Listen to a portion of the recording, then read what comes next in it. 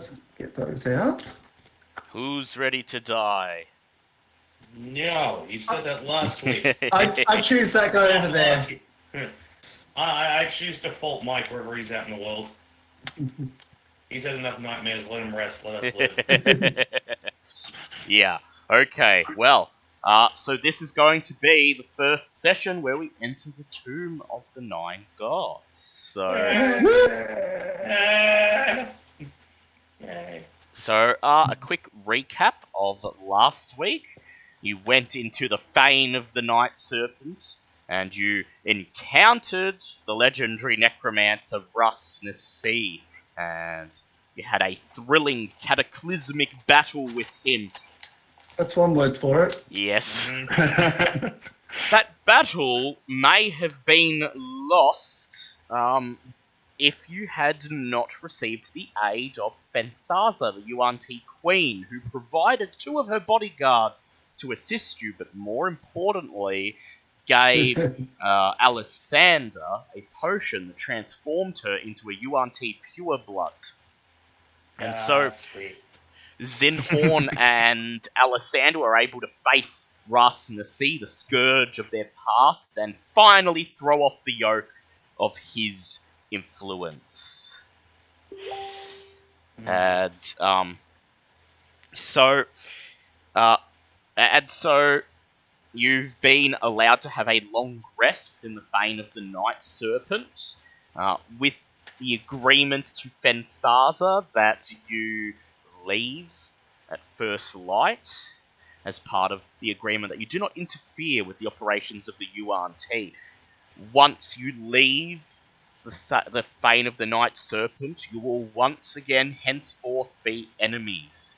And so, as soon as you have finished your rest, as soon as you awaken at the crack of dawn the next day, you get together, gather up all your equipment, and you make your way through the halls of the Fane, past the groups of Yuan-Ti that are standing, lining up, watching you leave and just watching you with stony faces, narrowing their eyes, thankful that you have placed their destiny back in their hands, but still their eyes burning with what can only be described as hatred, for the Yuan-Ti, as always, will only serve the Yuan-Ti. Oh, well, thanks, guys. And so you re-emerge into the weed-choked, run-down, abandoned cobblestone streets of the city of Omu. The entrance to the Tomb of the Nine Gods has been pointed out to you. It is embedded into the northernmost cliff face at the edge of the Valley of Omu. And it's going to be at least an hour's walk there. And while you're walking, you spend the first half of the journey in complete silence, just walking through the streets, the sense of tension palpable, pressing down upon you as if it's a physical force as you walk towards what you are almost certain is going to be your deaths. At one point, however, you notice Alessander walks ahead of the group, and she taps Zinhorn on the shoulder, and the 2 of them walk ahead of the rest of you, almost out of earshot. At this point, Zinhorn, Alessander places her hand on your shoulder, and she begins to speak. First off, I'm not sure how perceptive people were, but Alessander isn't wearing any of her, like that half plate she's been wearing for most of the trip is just gone now. It's just a simple shirt underneath her coat, just to try and lighten things up, and just sort of looks over at Zinhorn and goes, I understand if you don't wish to speak on it, but you were at Mesro, correct? Yes, that is correct. I suppose it's odd. Had it not been for us and sea, we probably could have met 200 years ago. Yes, it definitely seems that we were in the same place when this occurred. Hmm. Hmm. Memories are a dangerous thing, aren't they? Yes. You could spend most of your life trying to forget the past, or you could spend it trying to scrape up what little remains. Yes, and up until coming face to face with that monster, it was one of the instances where I did push those awful memories to the side because of his effect on the world. Is the reason that I had been outcast and sent into isolation in the woods. Yes, at the time after Rasmussen's onslaught across Chult, where he almost single-handedly destroyed the civilizations of Chult, magic began to take on a negative association as the survivors of the once great Tabaxi Empire began to fear magic and associate it with what Rasmussen had done. And Zinhorn, during this time, you found yourself shunned as relying on your druidic abilities that had been taught to you in your homeland of Bakumora to survive. You unfortunately had no choice but to rely on magic, even though this made you a social pariah in Chult. Yeah, you see with that, Alessandra's eyes sort of narrow and just go, yes, unfortunately, these sort of events can lead to much bigotry, especially amongst those who don't understand. Although, on that note, I know with the most recent meetings with the UNT, you probably aren't fond of my decision to, just sort of gestures to herself. And I do have a small message from Bobbert. As much as I tried to convince her, she seems rather upset over yesterday's revelations and hopes that the others, don't see her as just a piece of what was once Rasnasi. As far as I'm concerned, she's about as much of Rasnasi as I am of Denda the Night Serpent. But I understand if there's mistrust at the moment. And yet she is still literally a piece of Rasmussen's soul. Just because of where you have come from, or what may have assumed, it doesn't change the fact that Bobbert is my friend. Bobbert may be a piece of Rasnasi, but Bobbert was the good part of Rasnasi, and now is the only piece of Rasnasi that is around, so... Yes, I quite like the irony of that. Only the small speck of goodness he has being left to remain in the world. And when it comes down to the decisions that were made causing your sudden transformation, that still does not change who you are. It may change what you look like, but to me, you are the same as you once were. You have the same goals that you used to have. That's comforting considering we've technically only known each other for about a day or two.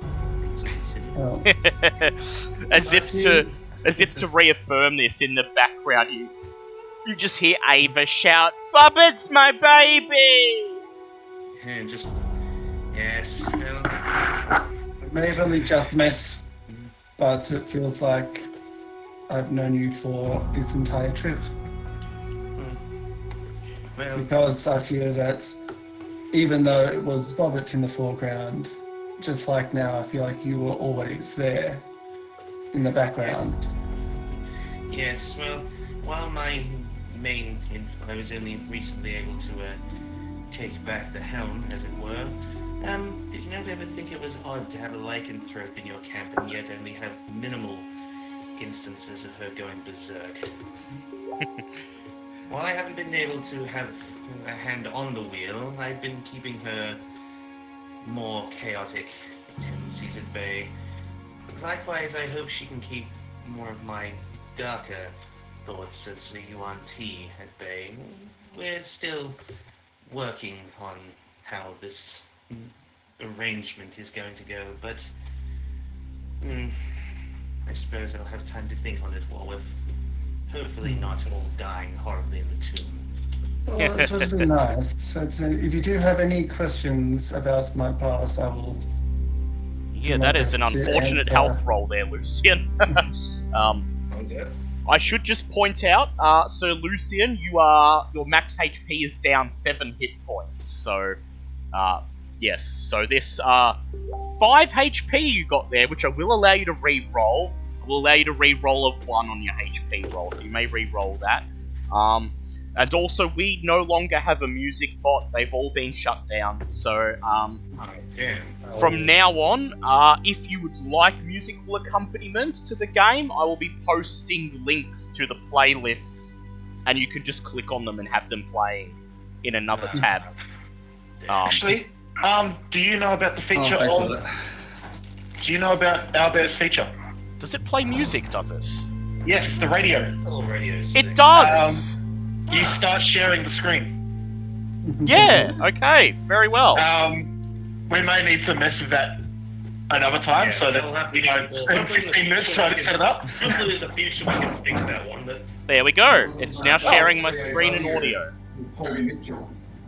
And each person can Yeah. change the volume underneath Dale's name. There's a massive echo going on now.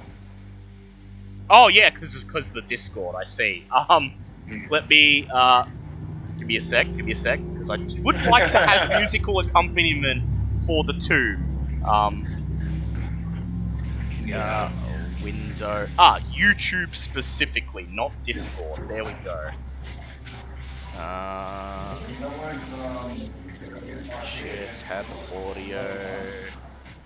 Share. There we go. It is now, there we go. It should be sharing the music without an echo. Okay. M1, are you driving at the moment? No, can you hear me? Yeah, we can hear you. There we go. Someone noise in the background. Oh, Yeah. wait, what? I'm outside, so... No, you're right, you're right. There we go. Just put him... Oh, I was going to say put him down to 70 and it cuts out the noise, but there we go.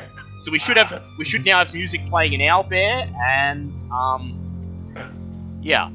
So M1, you may re-roll that HP roll. I won't let you roll a 1, but whatever your new HP is, remember that you were down 7 from the Death Curse. And yes, Zinhorn and Elisanta, you may continue. Sorry, I just had to get some much better. So, yes, I may not have full memory of my past, but if you do wish to know anything, I will see if I recall what it is you need to know. I suppose I could say the same as well. I still am, even after Rasmus's removal, I still seem to have problems remembering most of what happened after his assault on Mesro.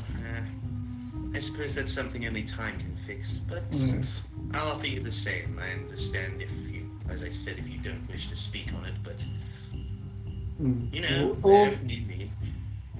All I know is when I saw that monster, it took me back 200 years to when I was in Mesro with my parents, and this, yes, was very much a traumatic thing. I don't remember too much. All I know is that we were there on some mission. My parents would apparently, and I pull out the little pin thing. So this here is a symbol, and this symbol is from Bakamara. And when you look at it, you see it is in the shape of a leaf, and there is an image on it. There is a face of this weird fishy looking thing with like little gills on the sides that stick out, and like a little front leg just sitting up there. Ooh, and what is that creature? That would be a version of some sort of native salamander that is native to Bakamura. All I remember of this place is there were reptiles native that were considered to be quite important. Other than that, this place is a complete mystery. Yes, so Zinhorn just tells you briefly about how he remembers growing up in Bakumora, although his memories of this land are fuzzy as he was very young at the time.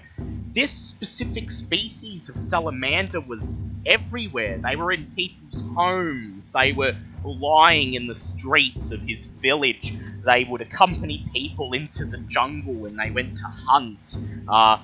Occasionally they would curl up at the foot of people's beds at night. And I roll to see if I know anything about this, or am I just going to what he's told me? Yeah, you could go ahead and roll a history or nature check if you like. There's something history. I'll have to check with my stats since the swap over's muddled with a couple of them. We'll get to that in a minute. That is an 18 on history. So, you recall some of your memories as Alessander learning about some of the friends of Mesro and the Tabaxi Empire. Do you remember reading of Bakumora? The exact location of Bakumora was unknown back then, as it was a nation that was concealed deep within the jungles on the border of Cholt and Samarak, and occasionally elves or half-elves or other diplomats from that area would arrive and express friendship from Bakumora, and they would always be accompanied by these salamanders. And these salamanders, they once explained, were the key to locating and existing within Bakumora. But it was a species of salamander that could be found nowhere else in Cholt.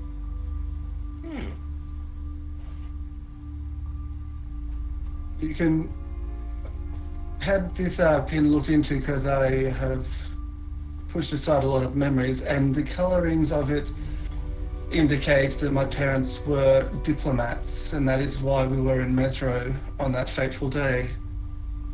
And I haven't seen them since. So this is really all I have, as well as a letter of invitation about the diplomatic meeting that they were in Mesro for. So that is the last of memories I have of my parents. Yeah, well,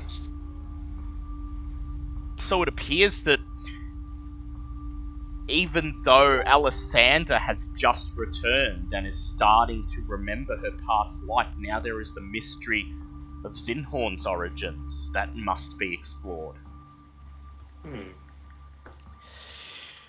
And even though I'm from Bakumora, because of my isolation, I currently am not even aware of... I know whereabouts it should be, but at this stage, the location of Bakumora is a mystery even to myself. Yeah, it's not on any modern maps. It's not on your map of Cholt, and furthermore, if it's been 2 centuries since Zinhorn was there, there is no certainty that it even survived Rustnas's onslaught. After all, he wiped out most of the Tabaxi Empire. What would have stopped him from simply crushing this small nation of elves under his heel? So yeah, I hope it is still there, and the seclusive hidden nature protected it, but I'm not 100% sure of what could have avoided the gaze. Yeah, well. And so, as Zinhorn and Alessander silently reflect on this tale of Zinhorn's origins, you continue walking through the city of Omu until you reach the northernmost cliff face, and leaving the ruined buildings of Omu behind you, you are swallowed up by the thick foliage of the jungle. And after about 20 minutes of making your way through the jungle at the northern side of the Valley of Omu, the trees suddenly disperse, revealing a small clearing just beneath a cliff face.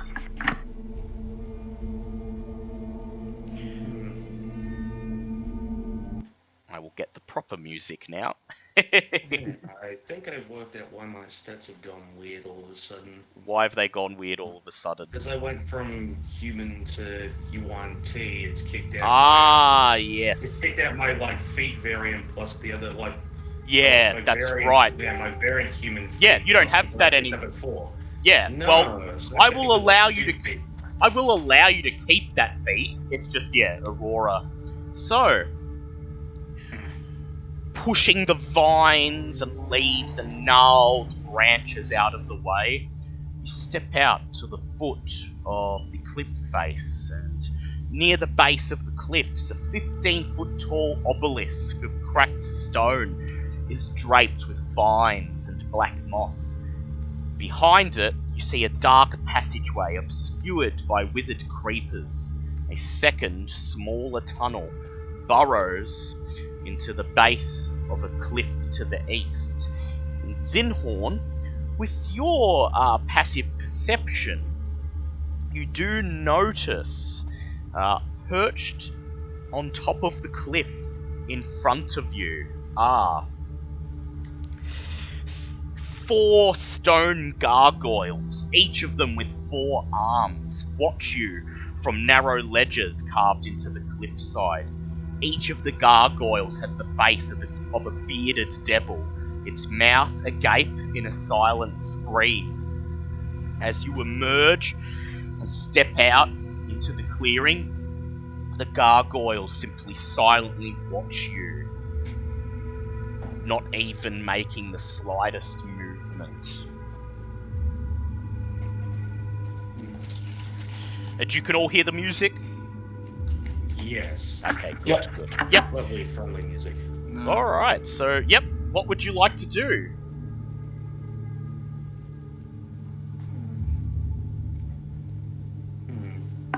You want to take out the 4-armed gargoyles? I feel like we're probably going to have to. They've made no effort to... They're just watching. They don't seem like they're attacking you yet. That's true.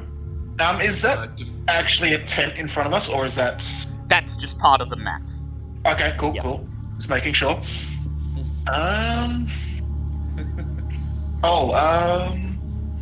My orb gem of seeing, that's 1 charge daily, isn't it? That is restored? correct. Yep. Okay. Would you like to activate it? Not just yet, because I've only got one activation left for today, so I'd like to use that as a kind of a last resort if need be. Also, if I don't answer, I'm muted because I'm eating. That's so- okay. Yep. So, Just letting everyone know. Want? yep. Do you What want does Sir me Lucian to suggest? advance? I have alert, so I wouldn't be surprised, and I'll still be able to attack. Yes, and that is respond correct. If I wanted to. At least let me go first. Do some sort of tanky thing. Yep. and see if we can trip them. So perhaps Sir Lucian can advance to the entrance of the dungeon that you can see just ahead, carved into the cliff face. And if the gargoyles do make a movement towards him, at the very least he will allow you to not be surprised. Otherwise, there is a small tunnel carved into the cliff just to the east of you. The clearing itself, all around you, it's covered in trees and bushes and overgrowth. You suspect there might be something else hidden in amongst the cliff face, but it would take a concerted effort to search and find it. We have the puzzle cubes. We could just announce that we've been allowed access. Yep. Yeah, I try that. was just about to say, can we call out and just ask if they'll tell us what the terms are for them to not attack us? Like, do we need a special totem or something to get past without being attacked or something like? And actually, that's not a tent on the map, that's a stone obelisk, I just realised. Okay. Yeah. Okay. So, you want to hold out the puzzle cubes, raise one of the puzzle cubes up and announce your presence? I mean, I'm gonna guess they're gonna respond to Ancient Tabaxi. Yeah, I reckon it is probably the best to announce that we have the cubes. If Alisander's gonna do that, I'm gonna ready a reaction. Yep, and what will your reaction be? I would cast Magic Missile on anything that moves threateningly towards her. Very well. So, Alisander, you reach into your bag and you pull out one of the puzzle cubes and you hold it up and you announce your presence and you say, "We have the puzzle cubes. We are allowed." Yep. Is there anything on that stone obelisk? Yes, indeed there is. So as Alisander calls out, we have the cubes. We are permitted entrance. The gargoyles stare, and then one of the gargoyles, the one perched closest to the entrance, just gestures towards the entrance behind it and nods. Well, I guess that's probably the best. Can I look at the obelisk a bit closer before? Yep. So you step up to the obelisk, and as you step closer to it, Zinhorn, you feel a sort of vibration in the air, like dormant static electricity, vibrating along the membranes of your skin. There is a strong aura of magic emanating from this obelisk. There may be something written on the obelisk, but the front of it is covered in twisted vines and moss, and you'll need to make an athletics check to clear it away. Alright, that was a 24. Yep.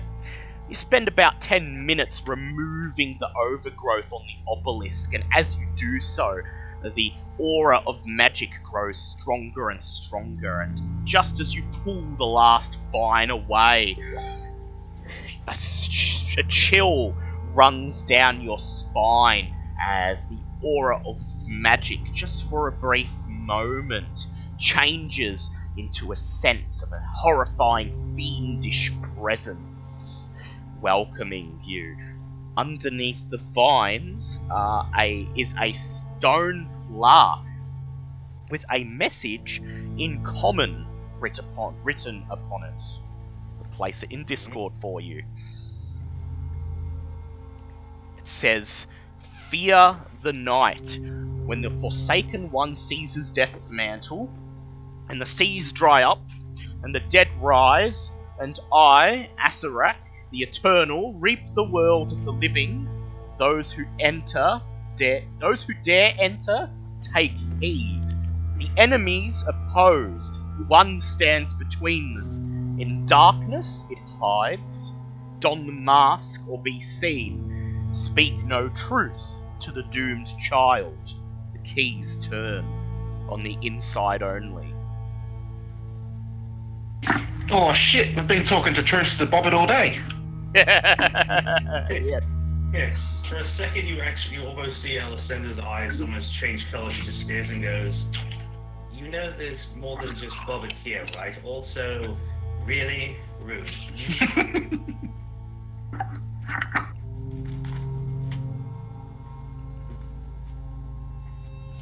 So what would you guys like to do? Well, the only one that seems to make sense to me would be that the keys must go into the eastern entrance. Yeah, perhaps. That would be inside, and well, it's really the only way inside that we can see. Yeah, well, you could see two. You could see there's a large stone Before the door, I mean. Yeah, before. Whereas this tunnel is actually open. Yes. So you'd like to move towards the tunnel to the east? Let's do a tunnel. Come on. Yeah, into Adventure the tunnel. time. Into the tunnel. So. Because they ushered us towards the other one, didn't they? So the other one, the other entrance you can see on the map, that hasn't been discovered yet. You'll have to search for that. Which one did the gargoyles? The gargoyles gestured towards this one right here, the one that's directly ahead of you, carved into the cliff face. Yeah. Okay. Is it possible to use merge with stone on a gargoyle and basically operate it? Maybe. No, so you would no. just move through it. That's all you would do. Oh, okay. Good idea though. I liked it. So what would you like to do? This is why you need to be an artificer. Yes, in the next campaign. Everything is an accessory. Zinhorn's still a little bit rocked by the visions and stuff, so he's just going to follow along at the moment, keeping an eye out for danger. After we look in this room, depending on what happens when we're in here, Onyx would then like to walk along the cliff face all the way around looking for, I can't be clear. I'm going to look for another entrance. Yeah, because you suspect, yeah. So, Onyx, please make an investigation check.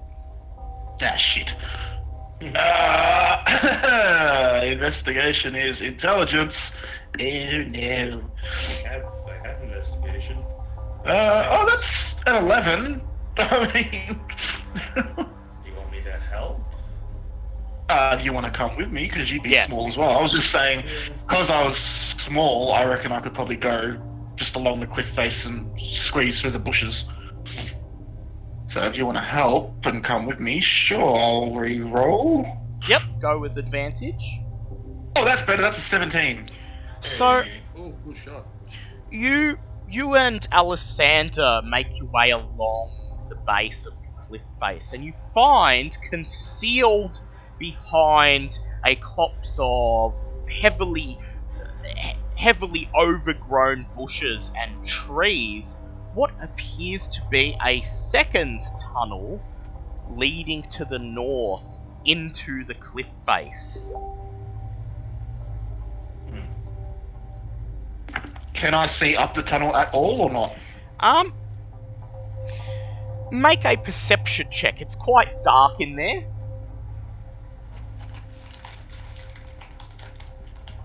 Well, there's my nat 20 for the day. Yep. But that becomes that becomes 21. Yep, so you step forwards and pulling aside the heavy undergrowth, you uncover an archway in the cliff face. Stone skulls peer down from the lintel and old bones litter the threshold. As the sunlight strikes the entrance, a swarm of bats screeches out from within towards you, and you cover your faces, but the bats are harmless and they quickly scatter into the daylight. Beyond the threshold, you see a dirt tunnel littered with old bones, and at the very end of it, about 30 feet away from where you are, you can just make out another stone slab identical to the one that the gargoyles pointed at. Perhaps another entrance to the tomb. Those of us who stayed at the entrance to the east, do Yep. we see anything or... In the darkness it hides. So I'll just reveal Okay. that. The enemies oppose, one stands between them. In darkness it hides. Okay. So Zinhorn, you wanted to go into the eastern entrance or just have a No, look? just have a look at the eastern entrance. Yep, so Zinhorn, you peer in through the entrance of this tunnel, and alcoves run the length of the narrow tunnel, each one featuring some kind of statue standing or squatting above what appears to be a tiny brass bowl.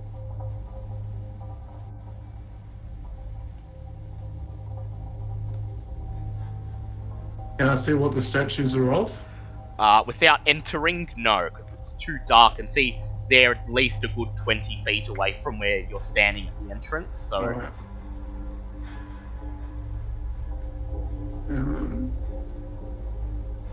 Xenon's gonna just step 5 feet into the tunnel. Yep. Zinhorn, you step 5 feet into the tunnel, and aside from the air growing much staler as you enter this narrow causeway carved into the rock, nothing happens. Well, I should point out who's carrying the puzzle cubes.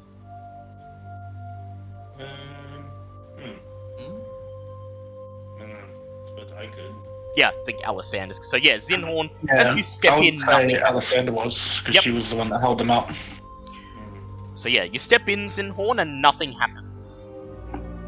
Well, I'll cautiously step into where the first statues are. Yep. So you cautiously make your way down the narrow tunnel until you come to the first set of statues in the first alcove. And here you determine that the statues you are standing in front of depict Moa, the Jakuli, and Wongo, the Sioux monster. Based on that, each of the statues that you can see seems to depict one of the 9 trickster gods of Omu, and directly in front of them, the small brass bowls appear to contain what to you looks like flammable oil. Right. So maybe just light the bowls.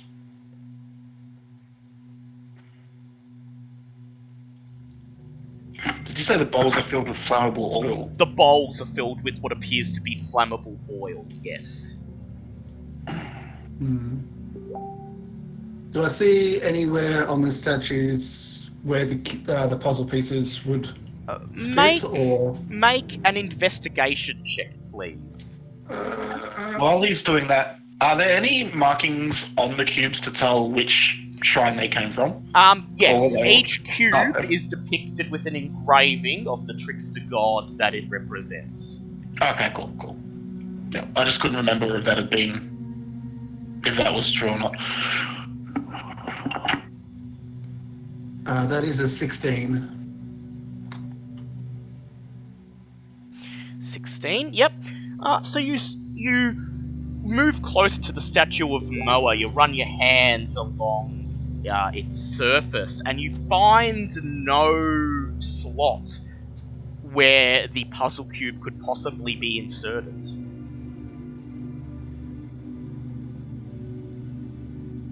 Head back to the group and let them know. The statues of the 9 gods with flammable oil in front of them.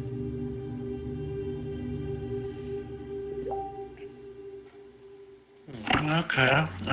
Then I'm guessing Onyx and Alessander get back, and Onyx will tell the others about the door. Yep. That is hidden in darkness. Yep. Whether it's the thing that is referenced in the rhyme at the front on the obelisk, I'm not sure, but it is something hidden in darkness, so... That being said, the gargoyle has said that we can go to the door. I would like to accompany someone who would like to investigate the door. Yep. So who's keen to go to the door? Oh, Okay, so Lucian's volunteering. Right, so Onyx and Sir Lucian, as Zinhorn puzzles over the statues in the small alcove, you and Sir Lucian step forwards towards the stone door in front of you, and you see a big, thick stone slab. There is nothing engraved upon it, no identifying marks, but along the base of the floor, along the base of the slab, you see 9 little square slots, equally distant from each other.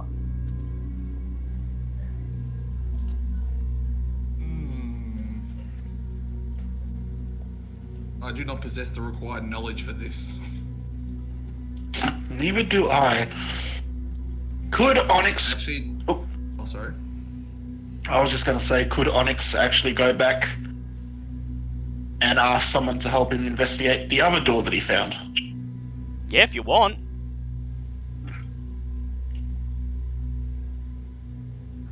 Alessandro could probably do that, no problem. Alright, so Alessander, you wanna go along with Lucian and Onyx into the secret entrance? Either that or the one with the 9 bowls. I'm guessing they want an offering of some sort before we enter the actual tomb. Yeah. Perhaps, you don't know. There is one for each of the. There is one statue for each of the gods. However, Zinhorn, you notice that there's only 8 statues that you can see in this alcove, and that the 9th, which would represent Unk, the flail snail, is not visible.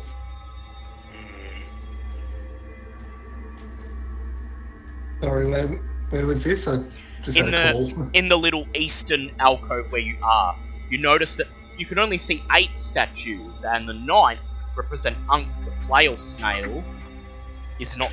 You cannot see it. It's not in any of the alcoves along the sides of the tunnel. Alright. Have we taken the puzzle cubes down that way, or...? We have not yet. Okay. You could call. You can call out and ask someone to bring them in if you think that it's important to bring them in. Well, why else would there be the 9 statues down here?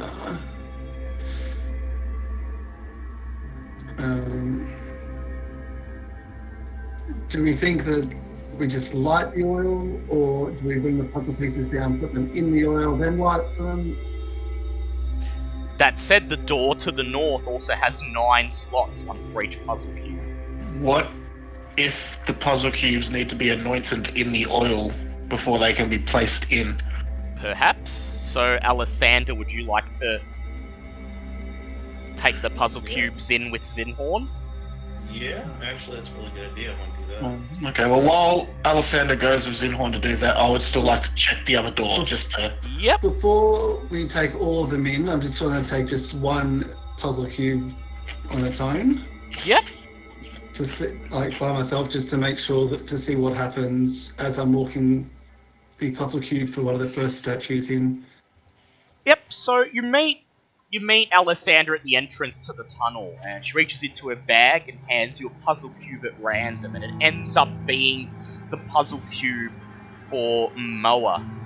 And you take it in your hand, and as you step once again through the tunnel entrance, you hear a whoosh, and you feel a wave of heat billow down the tunnel as the oil in the basin at the feet of Moa's statue alights in a bright blue flame. Okay. Alright, I get a second cube from Alessander. Yep, you reach into the bag and you pull out the cube for Wongo the Sioux monster, and then step once again into the tunnel. There's another whoosh of heat as the basin at Wongo's base alights into a blue flame. And you said it was the flower snail that we couldn't see? Yes, Unk is the one you couldn't see, the flail I snail. asked Alessander to grab out the cube for Unk. And then, yeah. You that grab Unk, and as you enter, you hear that whoosh rush of air again. But you don't feel the heat. However, with your passive perception, you notice that you can see a flickering blue light coming out through cracks in the wall at the very end of the tunnel. It's fair to say that last one in the end is for Unk. It seems to be concealed behind a wall. So I take the other ones and take them down to their respected statues. Yep. Whoosh, whoosh. All the braziers light one by one until you reach the end of the tunnel and are standing before the wall behind which Unk's brazier flickers. As I was coming down, did I notice anything on the statues apart from the fact that the oil's now lit? No, there doesn't appear to be anything different about them or anything particularly interesting. And I'm assuming there's plenty of heat coming from Yes. the oil.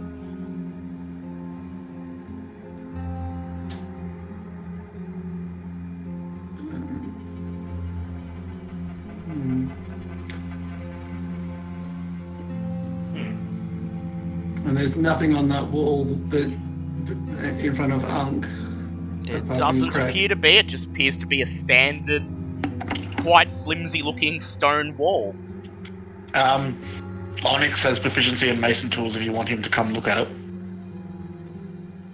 Without potentially breaking it down. Just letting you know. Yeah, he could Onyx could possibly carefully remove it.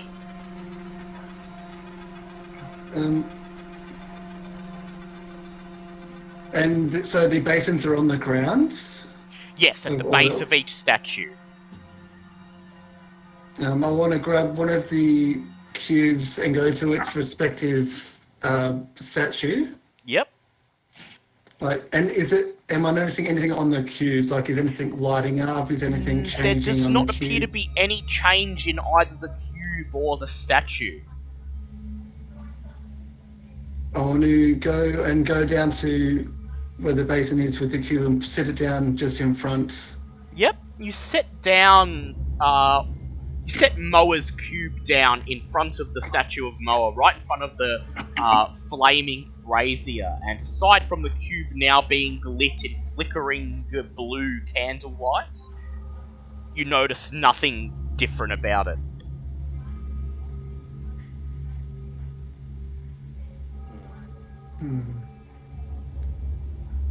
I've got one more idea, but if anyone else has any thoughts, please feel free to help. Because the only other thought I have is putting the cubes in the oil. Yeah, that's literally the only other thought that I have as well. But the oil is now on fire. So... Yes, that's the only thing. If I do that, I'm most likely going to take some sort of damage. Do you want to just risk it and bash the wall down? That's what... do you want to have Alessandra has mage hand. Yeah, Alessander has mage hand. Sure do. I have mage hand as well. Oh, well, yeah, there you go. But do you want to have a look at the wall before I do this? Possibly a good idea. I could see if there's Yep. a mechanism keeping it up, or if it is literally just a... Yep, so Onyx, you approach walking down the tiny tunnel past the flaming braziers, and you join Zinhorn at the end. Please make a masonry tools check. Now, I've never used tools before, because this is my first character that's ever had it. Is it just a D20 plus proficiency? Yep, that's correct. Cool. This dice has given me a nat 20 today, so it's either going to roll really good for me, or give me a nat 1 right now. Sounds about right. Oh, that's a 14. It's a 14. Okay. So, you run your hands along the wall, and you determine quite quickly that it's actually a very, quite flimsy designed wall. It looks like it's been built with just a bare minimum of craftsmanship. It looks like it's a relatively recent addition as well. And if you wanted to, it would take you only about 20 minutes to to slowly dismantle it. Before that happens, I'm going to mage hand and put the mower's puzzle piece in the oil. Yep. So Are they stone cubes? Yeah, they're stone cubes. Okay, cool. As long as they're not wood. So you pick up, your mage hand flies down the tunnel and lifts up Moa's cube and dunks it in the brazier. And aside from scorch marks starting to appear on the surface of the cube, nothing happens. Alright, I get it back out of the oil. You pull it back out, drop it on the floor, and then use your mage hand to brush some dirt over it to stop the embers from burning. Well, And then get the mage hand to take it out of the tunnel to see. As you take it out of the tunnel, there's another whoosh, and you feel cold air billow down the tunnel as the brazier in front of Moa suddenly blinks out. Once again, just a basin of oil.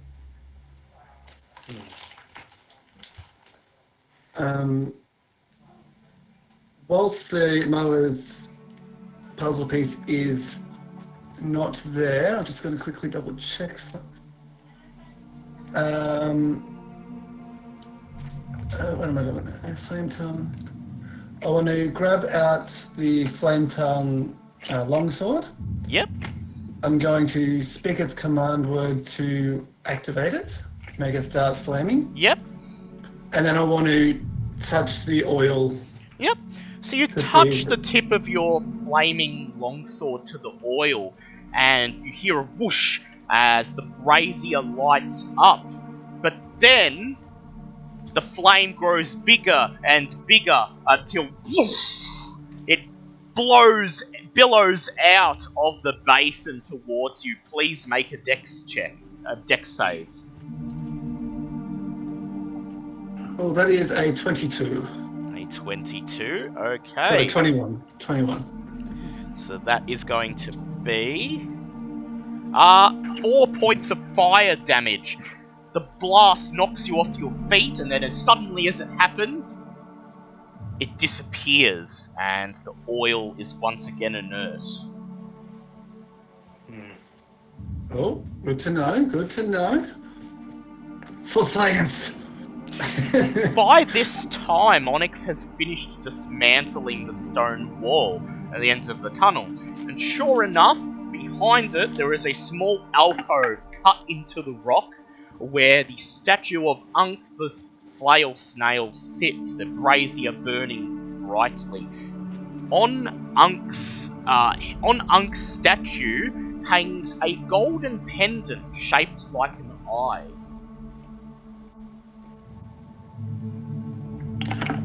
Okay.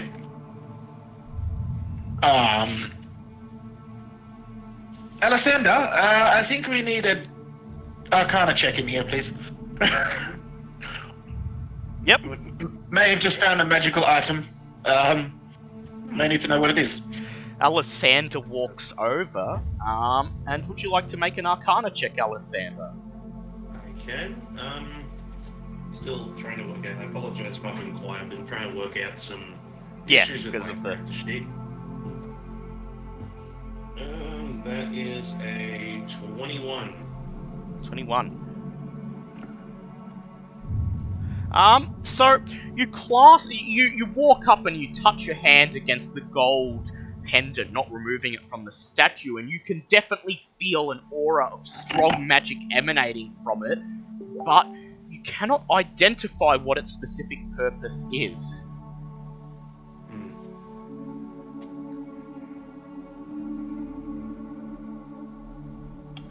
Well then. Interesting. What's that riddle say again? The enemies oppose, one stand between them, in darkness it hides. Don the mask will be seen, speak no truth, the creature turns on the inside only.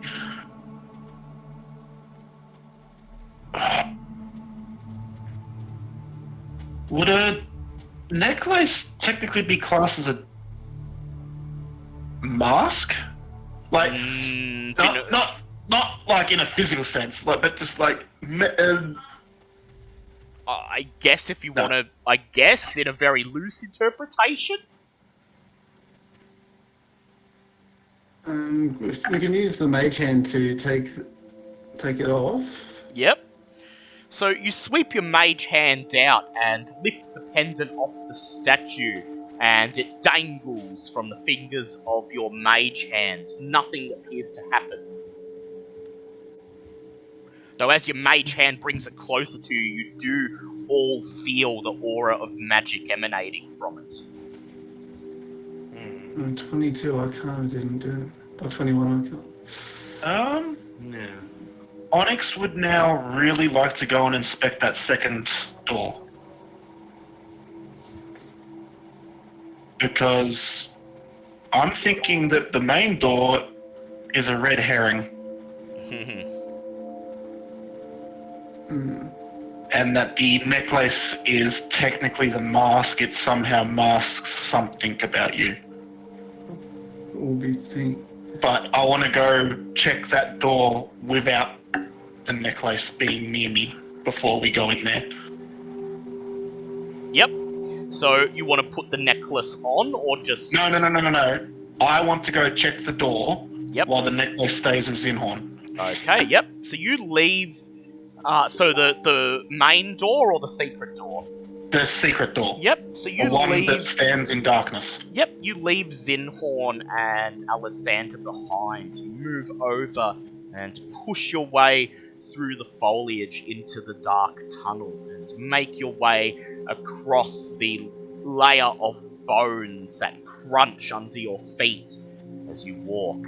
And you find a slab of worked stone blocks this overgrown tunnel, some 20 feet from the entrance. Grinning skulls mark the edges of the slab, in the center of which are 9 cube-shaped cavities arranged in a square of 3 by 3.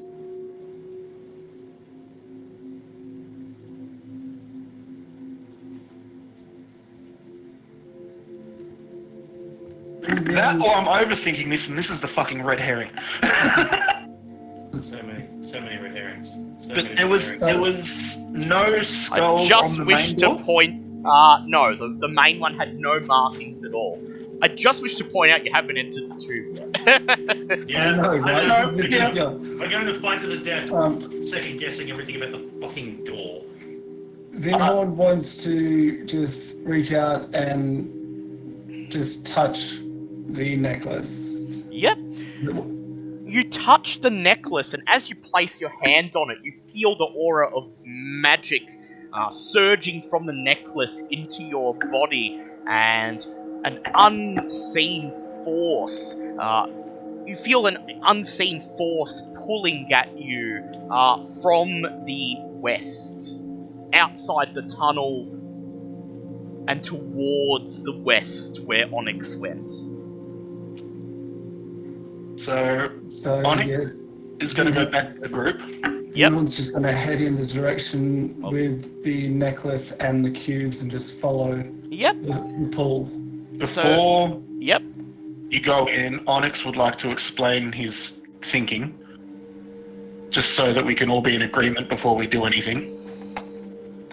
If that is okay. Yep. So, Onyx thinks that the enemies opposed is obviously the gargoyles.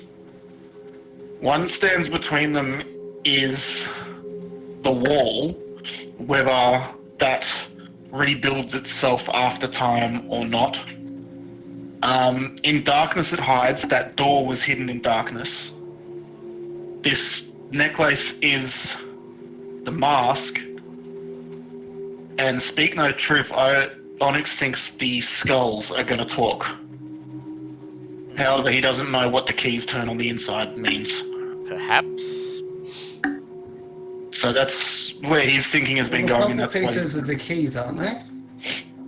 Yes, that's what I think anyway. So Zinhorn's just going to follow the pull. Yep.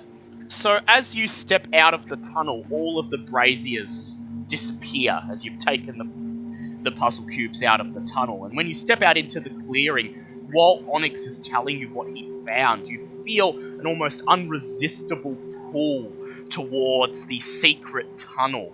You follow the pull and walk and make your way across the layer of bones. The bones crunching underfoot.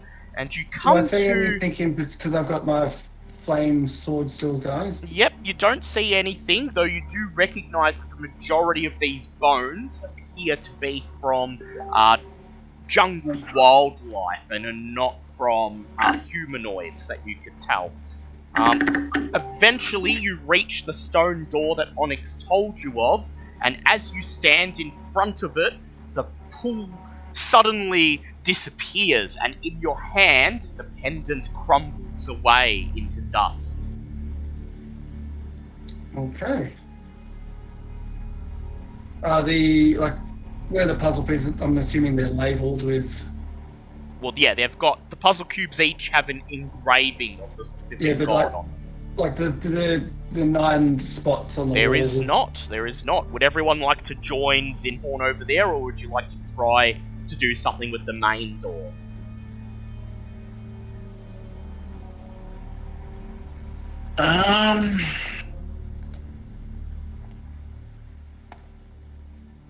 Onyx would like to go back into the Eastern Archive, just take one real quick look, particularly noting if the necklace is still gone, and then join. Yep, so you peer down the tunnel and you can see, yes, the pendant is gone. It has not re-emerged on Unk's statue. So everyone would like to go to the door where Zinhorn is? Yes. Right. I just rolled a 19 for investigation of the door. So, Zinhorn, you investigate the door, and it appears to have no obvious mechanism that would betray a trap that you could see. Furthermore, you cannot detect any magic emanating from it. As you all approach the door, I'm going to swap a map in Owlbear. Here is the 3 slots in the... Here is the 9 slots in the door, the square of 3 by 3. And here is your 9 puzzle cubes.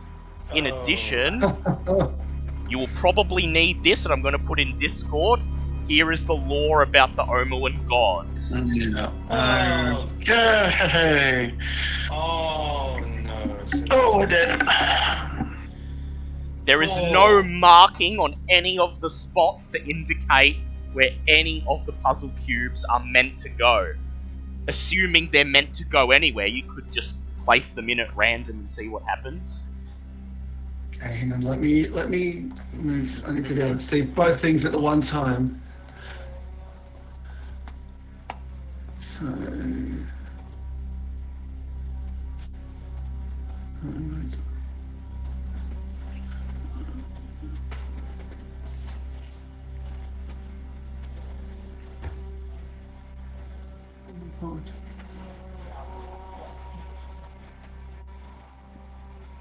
What would you like to do?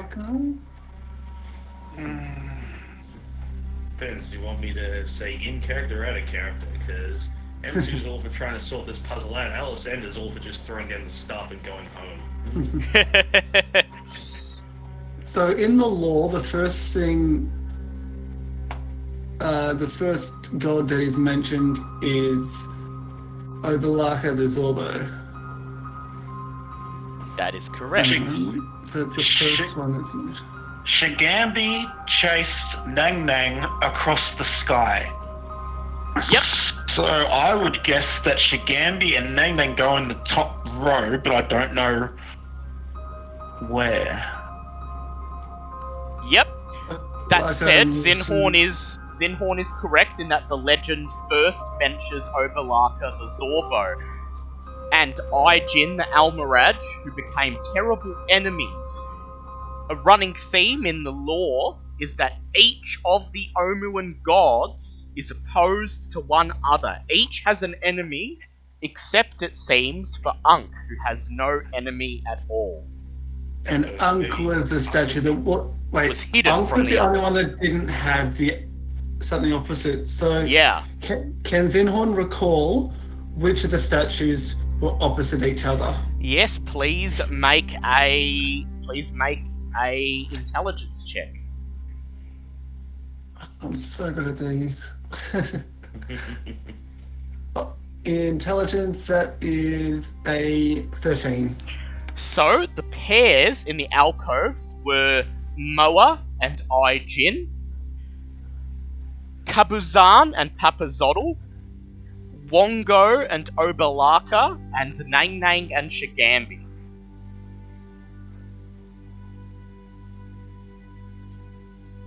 So I feel like Unk would be in the middle, So you'd like to slot Unk in the middle, and then like the arrange the opposing pairs around it. So for example, Moa here, and then Aijin here. either there or there is what I'm like opposite. Yes. Either. Which one do you think?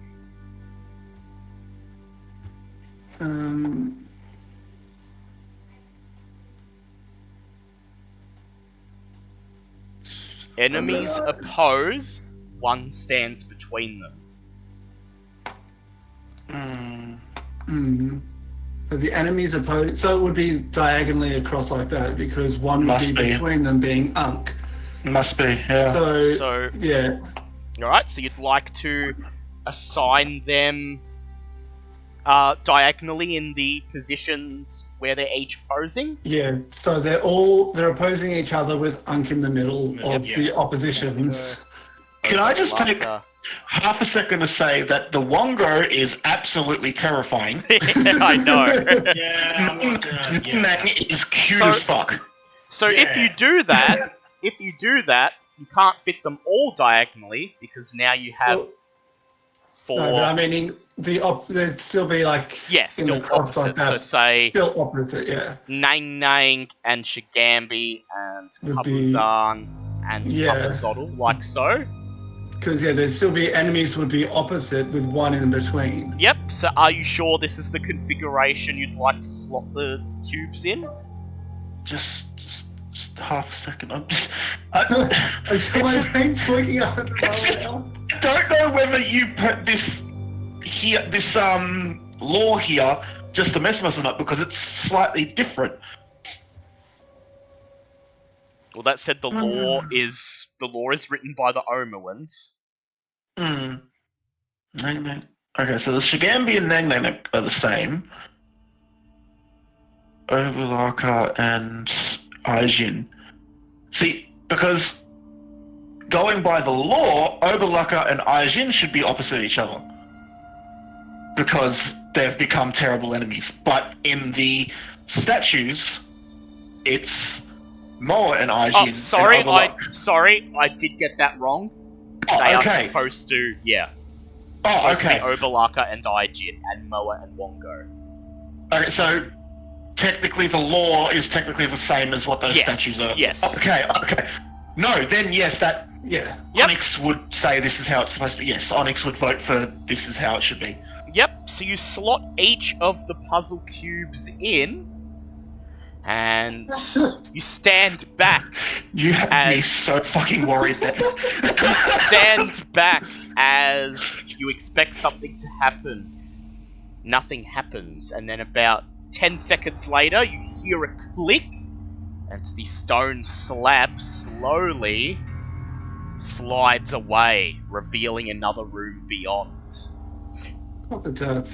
So I would just like to throw you a bone here. I'm going to reveal what was behind the main entrance. That is a room full of poisonous gas.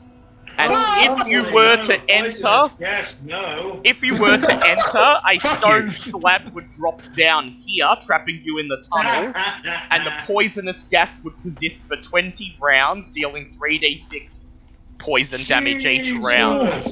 I would have just stood there Oh. bored as Yeah. shit as everyone died around I me. was going to merge with Stone through the door, and I'm like, Oh, Wow! Yeah, holy shit. Yeah, no, Alexander, everyone else would have been dying. Alexander would be sitting there going, You can stop crying now, Bobbit. I'm done listening.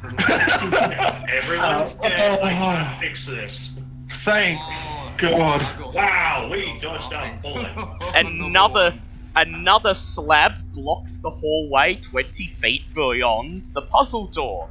An iron lever is set into the door's surface with a graven stone skull leering from above. Oh, fuck. While you guys start discussing that, be right back. I'm going to the toilet. Yep. I'm not sure why. I'll be right back. I have to clean my pants. So you are currently just standing at the entrance to the hallway.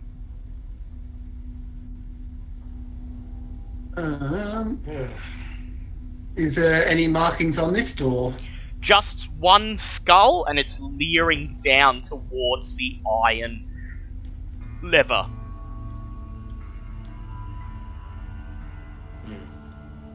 So we don't have the puzzle cubes anymore, do we? No. Just sorry, like I said, I've been Yep, a little... they've been inserted into the door, and the door has slid into the cliff face.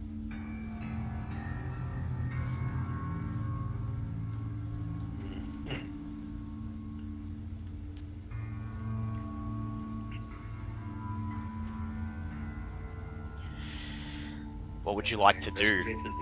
Investigate the door. Yep, well, would you like to go up close to it and investigate it? Oh. I'm just investigate the area around it before I just walk up to it. Yep, so, without a roll, make an investigate roll, please. Yes. I'm going to be doing these quite often because I trust nothing in this place. And there goes my net 20 for the day. Shit. Yep, so the hallway appears to be just a bare hallway of featureless stone, the only thing of note being the door with the skull and the iron lever. However, you do notice that there is a line running across the hallway right down the middle where the two halves of the floor seem to connect.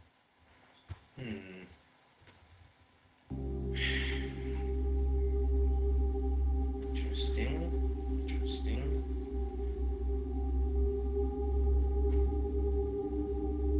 I'll be able to tell anything about the two ones that look like it could possibly open up or something? No, there doesn't. The most obvious thing you would think is the lever. However, you notice that the skull above the lever is leering, and he has a sort of cold smile on his face, almost as if he's daring someone to pull it. The door behind us closed, isn't it? No, it's still open. Still open. I'm back. Okay. Sorry about that. Has anything happened? So Alessander has examined the hallway and has found basically a line running down the middle of the hallway where the two halves of the floor seem to connect. But that's it. The only other thing of note is the door ahead of you, the iron lever, and the skull that's leering, smiling on top of it. My immediate instinct would be to drag everyone out behind the outside and then use Mage Hand on the lever to see what happens. That's definitely a way of probably getting around the obvious pitfall trap. So that said, you could move close. That said, you could move closer and examine the door and see, like. That is true. Does anyone else? What was that? Sorry? You could get closer to the door and examine it if you want.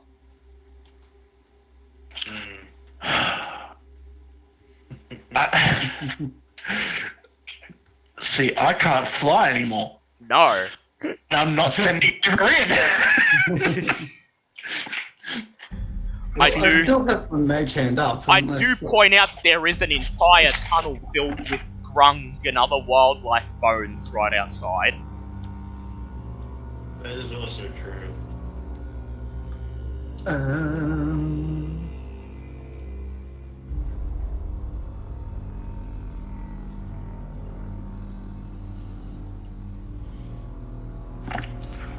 You just want to approach the door, see what you can see, turn and leave, and get the mage hand. All right. Yeah. Not begin- using the lever just yet until I've Yep. inspected the door properly. Yeah. Including any locks that might be on it, because I'm not Yeah. doing that shit again. As you reach the midpoint of the hall, the skull's jaws creak open, and a skeletal hand holding a crystal hourglass emerges from within. With a click, the timer rotates and sand starts to trickle into the lower globe as a loud ticking sound fills the hall. 10, 9. Fuck it, 8. pull the lever, pull it, fuck it. Pull the lever. Terrible. Okay. Oh, we're all in there. We're all in there. We're all in there. Alessander, you rush forwards and you pull the lever. There is a loud thump as the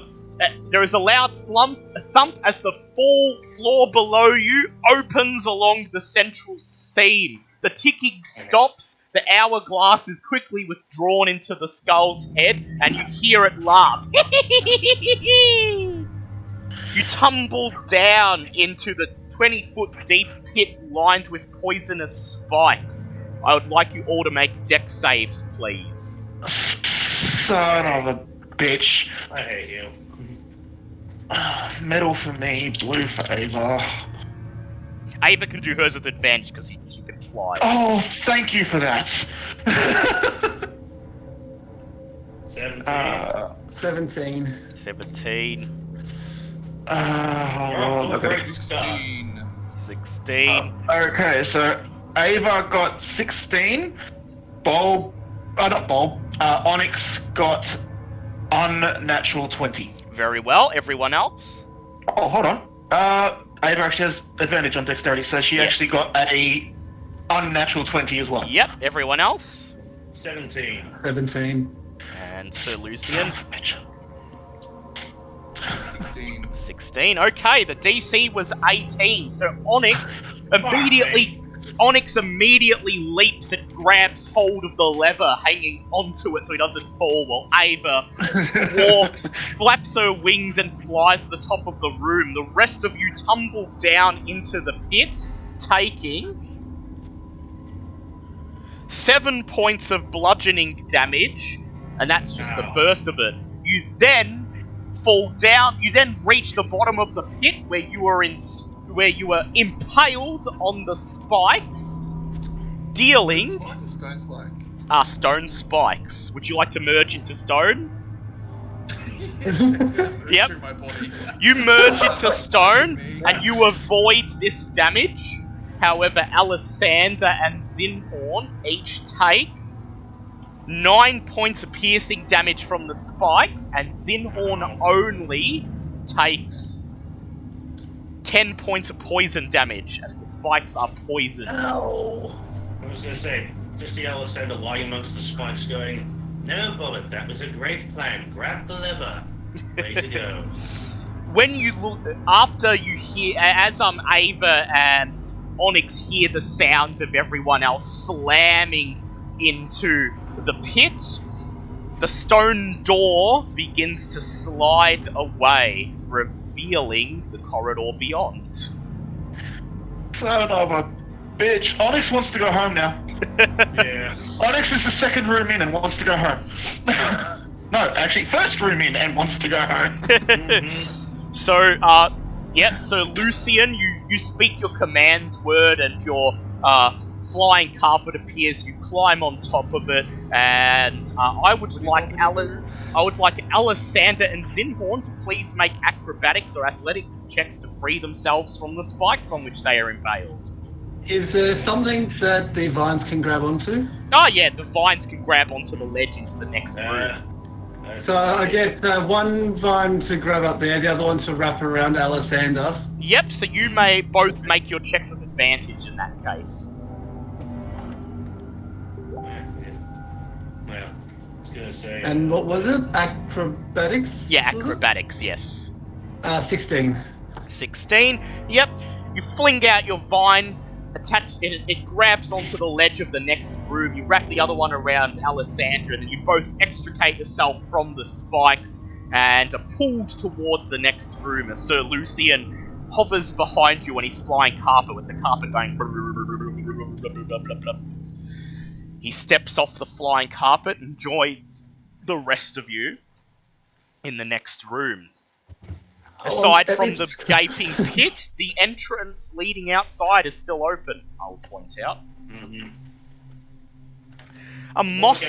No. Yep, go ahead. So before we go any further, Alessandra looks slightly embarrassed after screwing up like that. You just see her snap her fingers and cast mage armor on herself. Good idea. Just if anyone even looks in her direction, she's just going, "What? I panicked. Sorry." I will read the book. Count down slowly from 10, and let the players tell you what, if anything, the characters do in that time. If the characters don't pull the lever by the time you finish your countdown, the lever and the timer retract as the door sinks into the floor, man. revealing the area beyond. God damn it. And you know what now? Yeah. I am willing to put money down right now. There's going to be another trap like that in this fucking dungeon where we have to pull the lever. Yeah, it'll be the complete opposite. It will also be another trap exactly like that. Yeah. So we're going to run into it, and we're not going to No, we won't touch it, and then it'll immediately fuck us over. You shall see. Yeah. $20 down right now. A I'll moss-covered corridor extends beyond the second door. Tree roots hang from the sagging ceiling, and the air reeks of rot and damp. Ahead, a bas-relief carving of a bearded devil's face adorns the wall at a T-shaped intersection. From here, you can see that the devil's open mouth is a well of utter darkness. Oh, fuck you. So I will reveal that. So here is the T. Here is the T intersection. Here is the bearded devil's face. Fuck you. No. Zinhorn used a greater healing potion because he was down 30 health. Good idea. Also, Zinhorn, with your passive perception, you do notice that the sides of the wall are covered in tiny little holes, and in the corridor ahead of you, you see small irregularities amongst the tiles that seem to you as obvious pressure plates. Yeah, point this out immediately to the rest of the group. Yeah. Also, I got 16 health back from that potion. Lovely. Yeah. Oh my god. Yeah, we're off to a flying start. And still down 14 health. Yay! I love this. I'm sure you are, you sadistic fuck. Ah! I love you, but Oh, I see. Hello. please. So those are trees on the way. Yep, trees and bushes and vines. So Zinhorn's going to use his vine to sort of like swing through the tree without... Tree to tree, yep. Before you go, Bulb, Jesus Christ. Onyx is going to cast Stone Aegis on you. You now have a... hold on, where is it? A dim grey aura of earth magic that will protect you from bludgeoning, piercing, or slashing damage. Any of that type of damage will be reduced by 3. Oh, okay, I appreciate that. And it lasts for 1 minute, so So how tall are these trees? About 5 to 10 feet off the ground. The corridor only has a height of 20 feet, so... Okay, well, Zinhorn is going to, yes, use his vines and go George of the Jungle through the wood. Yep. through... Please make an acrobatics check with advantage. Well, that is a 19. 19.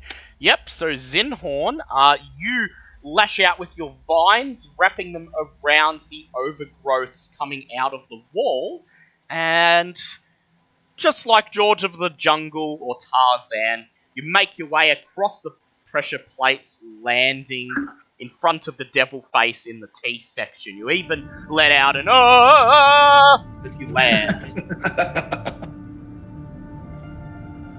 Wow, that music changed perfectly for you to do that. Yeah. This is also the first time I'm listening to music while playing with you guys, because I usually just mute the bot. Yes, yeah, you do. Yeah. So what I want to do now that I've made it safely over there, I'm going to reach out with one of the vines, because they are, what was it, 50 foot? Yep. I'm going to wrap it around Alessander Yep. and raise her up and sort of bring her along. I would like to move the Aegis onto Alessander. Yep. So, Because please. it's an at-will thing. So, Zinhorn, please make a strength check, and Alessander may also make a strength check. I'm glad I got that extra +1 to strength now. 17. Yep. Okay, come on. So you hoist. Go. Yep. Go ahead, Alessander. I'd rather not. I'd rather not. It's a good thing I put this Aegis on you. Yeah. Alessander's 0-2 right now. That was in that one. Yep. So you begin to hoist Alessander down the hallway, and she gets about halfway before you hear her loudly swear as she loses her grip on the vine and falls through to the floor below, landing on one of the pressure points. Yeah. The tile sinks into the floor, and then you hear a loud thunk, thunk, thunk, thunk, as all of the holes fire small darts one by one, and they each make a ranged attack on Alessander. I'm so glad I put my mage armor up. Because my AC is still at 19. So that is going to be 4 attacks. 4 attacks. 4d20. And they each get +8. So that's going to be... Okay, so 2 of them hit you. Yeah. The other 2 do not. So you take... Piercing damage? Yep, you take 6 points of piercing damage, and you are immune to the poison damage. Lovely. After the darts have fired, the pressure plates sink back into the floor, and you take this opportunity to run down the hallway and join Zinhorn. You see Alessander's just pulling her hat down, just red in the face, wishing she still had it longer. You actually notice that her hair is actually much shorter and brown now. It's just sort of sitting there wishing her hair was longer so she could hide under it. It's just not saying anything to anyone. Now that the trap is activated, the rest of you should be safe to walk down the corridor. I love how you went to reassure us then and then went, wait a minute. Who wants to go next? Because I'll just put the Aegis on you. I mean, Sir Lucian can just climb on his flying carpet, and Ava can just fly across. So it's just yourself. If you want, do you want to jump onto my back onyx? And we could sort of turn it into a flying catapult. Using your vines and just catapult them. It just... Maybe I'll just climb onto your carpet with you because I do only weigh 30 pounds. Yep. And we can just catapults. fly across. I'm Yep. gonna need a potion of healing. So It's also at this point that I activate my stone's durability so that I turn black. Good idea.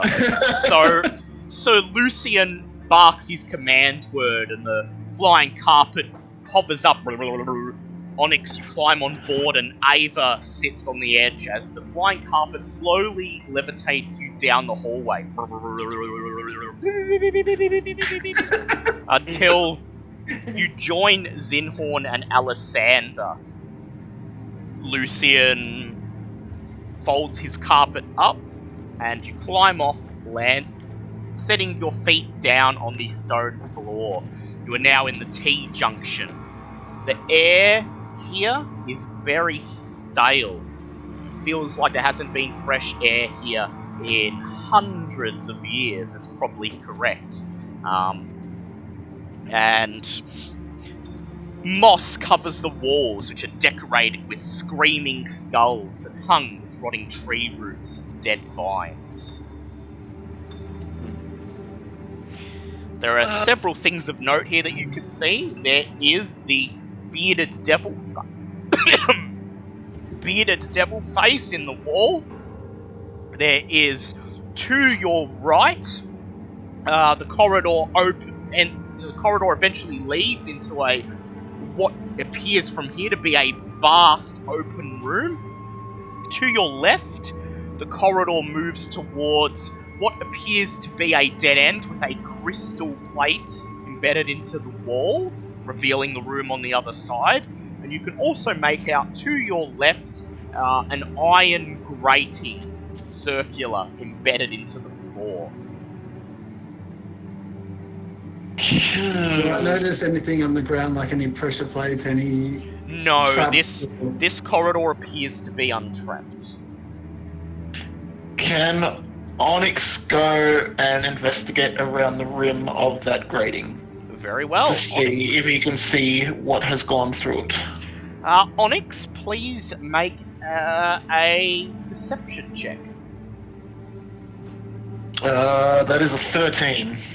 A rusted iron grate set into the corridor floor. Through its bars, you see muddy water flowing slowly past. It appears that there is an underground river running underneath this level of the dungeon. How fast is the water running? Reasonably fast. You could probably... It doesn't appear to be fast enough that it would pull you under, but there appears to be some momentum to this river. It's not still water. Okay. It doesn't look like the grate opens or anything, though it may be possible to bend the bars or pass through it some other way if you want to go that route. While the others are doing whatever they want to do, I would like to start using my masonry tools to start digging around the edge of the grate. Very well. Please make a masonry tools check. Just so that we have an alternate option of where to go if we need be. Oh shit. That's a 14. That's 2 10s on my buggy masonry tool. You start digging around the edge of the grating. You realise that it's actually attached to the dungeon floor quite tightly. It's reinforced with several layers of metal, and there are at least 50 adamantite bolts holding it in place. You should be able to remove it, but it would take at least an hour to carefully remove it. It's possible that with some, if you all tried to lift it, you might be able to snap the grating off, but yeah, carefully removing it will take a long time. Okay, well... Otherwise, there is the crystal plate in the wall and the bearded devil head. Well, I will keep that option in the back of my mind as I go back to the group. Yep. How is everyone else feeling? So embarrassed. Terrified. Alexander at one point is like looking over her equipment to see if anything was damaged from face planning before. It's like, no, that's fine. Cartography tools. Oh god, they're ruined. Never mind. Helipack pauses for a minute and goes, Bobbert, why didn't you remind me about the helipack? Over the traps. You just see it break down to like muttering amongst herself. Is just, why? Why would you do this to us? It's alright. Continue. What would you like to do? Suppose investigating the bearded devil head would be an interesting thing. Yep, go ahead, make an investigation check, please. Okay, investigation. That's a 17. Please specify that you don't put your hand No, in. I'm not touching it. I'm You're not touching it, yep. examining it with my eyes. Yep. So, the face is sculpted from greenish stone and melded seamlessly with the surrounding wall. Its mouth appears to be wide enough for a medium or small creature to crawl through, and beyond its mouth you can see only pitch blackness. Oh, that's scary. So is this magical darkness? I'm guessing. You Considering your dark vision is not allowing you to see beyond its mouth, you can assume yes. Because you are all using your dark vision. There are no sources of light within the tomb. Oh, apart from my flame tongue. Yeah, apart from Zinhorn's flame tongue. So you're all in darkness. You're all in total darkness right now, and you still can't see beyond the mouth of the face. Oh, Ava has Dispel Magic. Yeah, Ava does have Dispel Magic. That being said, if this is... how does Dispel Magic work, actually? I want to make sure that I know the exact wording before I do anything. So Dispel Magic. You choose one creature, object, or magical effect within range. Any spell of 3rd level or lower on the target ends. For each spell of 4th level or higher, make an ability check using your spellcasting ability to dispel it. She only has 2 3rd level spell slots, but only has 1 3rd level spell, so... Oh, but if casting the spell... What would casting the spell magic cause a trap to trigger? You don't know. There doesn't appear to be anything to indicate that would happen. The fact that there is a grate worries me greatly. No pun intended. Yes. Yeah. Although that grate could just be there to show you that there's a river running underneath the Or to dungeon. drain the water that floods this area. Yeah, water's not my first guess as to what will come in here. Well, I can tell did we you that the corridor on the east does open into a large room, and Zinhorn cannot see any slab of stone or anything that could possibly drop down and seal you in here. Yeah, I was legitimately just about to ask, did we see anything down the east? Yeah. Zinhorn cannot see anything to indicate that there's going to be a slab that drops down and traps you. Okay. Zinhorn wants to head to the east, a bit closer to the room over there. Yep. So Zinhorn, you move closer down the eastern corridor, and as you get closer to the end, you begin to be able to make out what it opens up into, and you can just make out what appears to be a spiraling staircase that leads down to the lower levels of the tomb.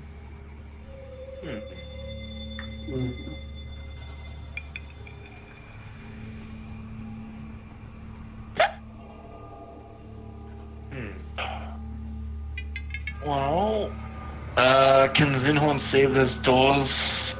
Without actually going into that room, you can't. I mean, like the door directly opposite. Can he see anything there or no? No, he can't see it. It's all too far. Remember, your darkness only extends out to 60. Your darkness side only extends out to 60 feet, so...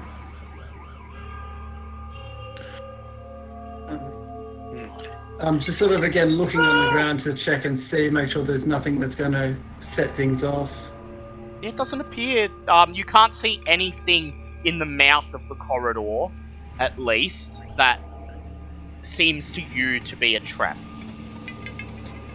If I go like 5 feet closer, so just on the edge of it, not actually in the room, can I see down the hole? Can I see if there's anything in that, or... Make a perception check, please. Do these, okay. That is a natural 19 plus 9, so 28. Yep, so you can peer down the hole, and from here, it seems that this staircase goes down 4 different flights of stairs, allowing access to 4 levels of the dungeon, and at the very, very bottom, on the bottommost level, you can see 4 pedestals with gargoyles sitting atop them. Right. That's okay. So the only thing we haven't really looked at is past the grates.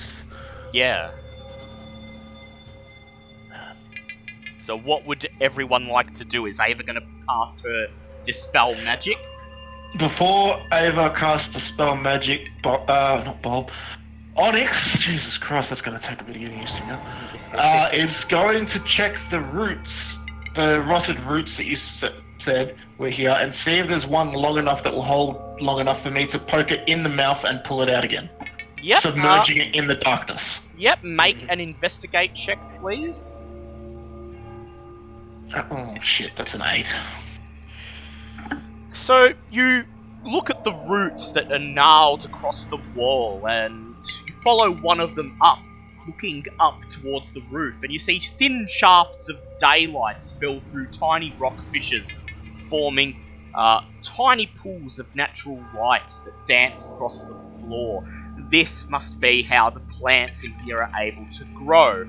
That said, there are so many roots that you can't find any one root that looks strong enough to be able to pull on.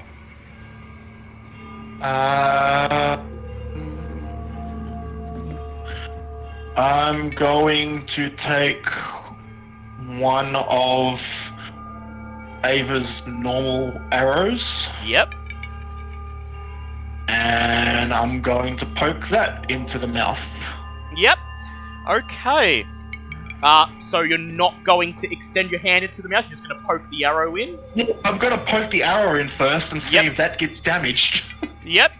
So you poke the arrow into the mouth, and you hear coming from the other side, and then the arrow gets snatched out of your hand, and then about 10 seconds later, a bunch of splinters are flung back through the mouth at you.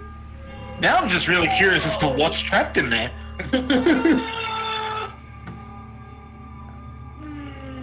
But I'm not going to waste the Dispel Magic. Okay.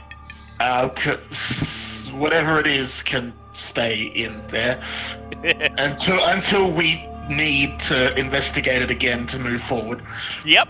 Which you may or may not need to do. Which we may or may not need to do. There are some... I will tell you, there are some things in this dungeon that don't actually do anything. They are just there to get you hurt. Yeah. Yeah, shit. The paranoia wasn't enough already. And with that, Ava and Onyx are going to just join Zinhorn where he is. Yep. So, does anyone want to investigate the crystal plate at the other end of the corridor, or are you ready to move into the staircase room? Have we it's safe to go past the grating? Yeah, it seems to be, because Onyx... Well, I would assume that Onyx was working all around Onyx it. was digging all around it with his tools, and nothing appeared to happen, so... Yeah.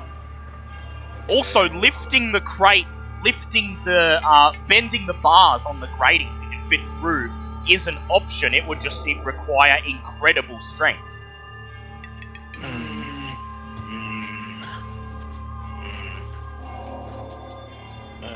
I will carefully maneuver, Alessandra will carefully maneuver around the grating and go investigate the crystal at the end. Yep. Very carefully. Creepers and vines cling to the walls of this corridor, at the end of which is an arched crystal window, 6 feet wide and 10 feet high. Through it, you can see a dark chamber. I would ask you to make a perception check, please. Oh, good. Even without my glasses and whatnot, I still have the 0 to perception. Let's see what happens. And there's my other... Stop giving me net 20 on the dungeon shit. I'm gonna die. So on the other side of the crystal window, you see what appears to be a tomb of some kind. The tomb is overgrown with moss and creepers. The stone sarcophagus rests on a stepped dais in the middle of the floor. On the wall behind the sarcophagus, 2 large statues of bears grip a 5-foot diameter bronze disc embossed with dozens of glaring eyes. You see 6 desiccated corpses slumping on thrones in niches along the walls. Each corpse wears a black mask made of paper mache and feathers. And I will reveal on the map just so you can actually see what it looks like.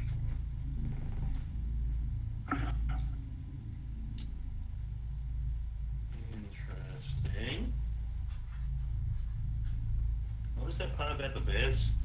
So there are two bears standing behind the sarcophagus here on the map, and they are grasping between them a bronze disc, and the bronze disc surface is just covered with carvings of eyes. Interesting. And you said that these all have like desiccated. These all have corpses. desiccated corpses slumped on the thrones, yes. Okay, where was it? Hold on a sec. What is that damn thing for? Don the mask will be seen. Yeah, and they're all wearing paper mache masks. Right. The enemies oppose, one stands between them. In darkness it hides. I'm gonna guess that second line is most definitely the one that was in the bearded devil thing before. Yep. Don that- Don the mask will be seen as obviously we're gonna need those paper mache masks. Will be seen from that tablet with all the eyes on it. No idea what the hell Speak No Truth the Doomed Child is though. Yeah, you don't know yet. That worries me to no end. One stands between them. Yeah, the that was puzzle. that was most likely referring to Unk in the puzzle cube. Right. Yes. Sorry, I forgot about that. Yeah, the enemies oppose, one stands between them. That's the puzzle there. Yeah, it was In sorted darkness, that it out. hides. Yeah, in the darkness it hides is obviously referring to this bastard here. Don the mask will be seen as obviously we need the mask that these things are wearing will be seen by this odd disc here, which means we have to be wearing them if we decide to try and pry open a sarcophagus. For whatever reason, I don't know, moving along from there. Oh god, I hope that's not the Doom Child. Well, don't I know, can't tell you yeah, that. No, obviously not. I'm just proud of myself for working out that much so far. Although we kind of guessed on the enemy stand opposed part, so go team, yay. No, I kind of figured that one was what that meant. That's why I felt so confident. I said go team, yay. Give me this! No, I'll give you that one. I didn't work that one out. Yep. Yeah, no. Oh, listen. Go So- team one. Xenon had his moment. He's not intelligent, he's wise. Yeah, see, I have the opposite problem. I'm very intelligent, but naive as shit. Yeah. So, do you guys want to try to break through this crystal window, or would you like to go out into the staircase room? I'm leaning more Can I- towards can the I- staircase. I was gonna say, is there anything about the actual crystal thing? No, it just appears to be a normal crystal window, perhaps quite thick, so it might take a bit of effort to break, but no, there doesn't appear to be anything special about it. Well, Lysander will call back to the others with what she's found, because obviously this is important. Mm-hmm. But, yes. Lovely room, sarcophagus. Lots of dead corpses, always a good thing. I prefer a corpse to be dead. Yes. That is true. True, but there's so many uses you can get out of a resurrected one. Moving on. Moving on.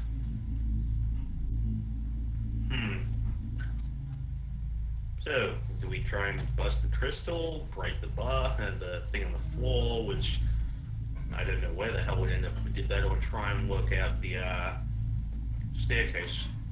I'm leaning more towards the staircase. Yeah? Yeah, I guess at least see if there are other chambers around the staircase.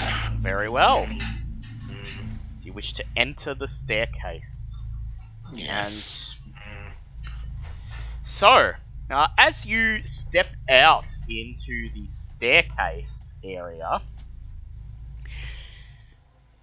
you see a grand chamber opens ahead 50 feet across and plunging down into darkness below. A stone balcony winds around the walls to connect 4 archways. Other balcony levels are visible below, with corridors radiating off in all directions.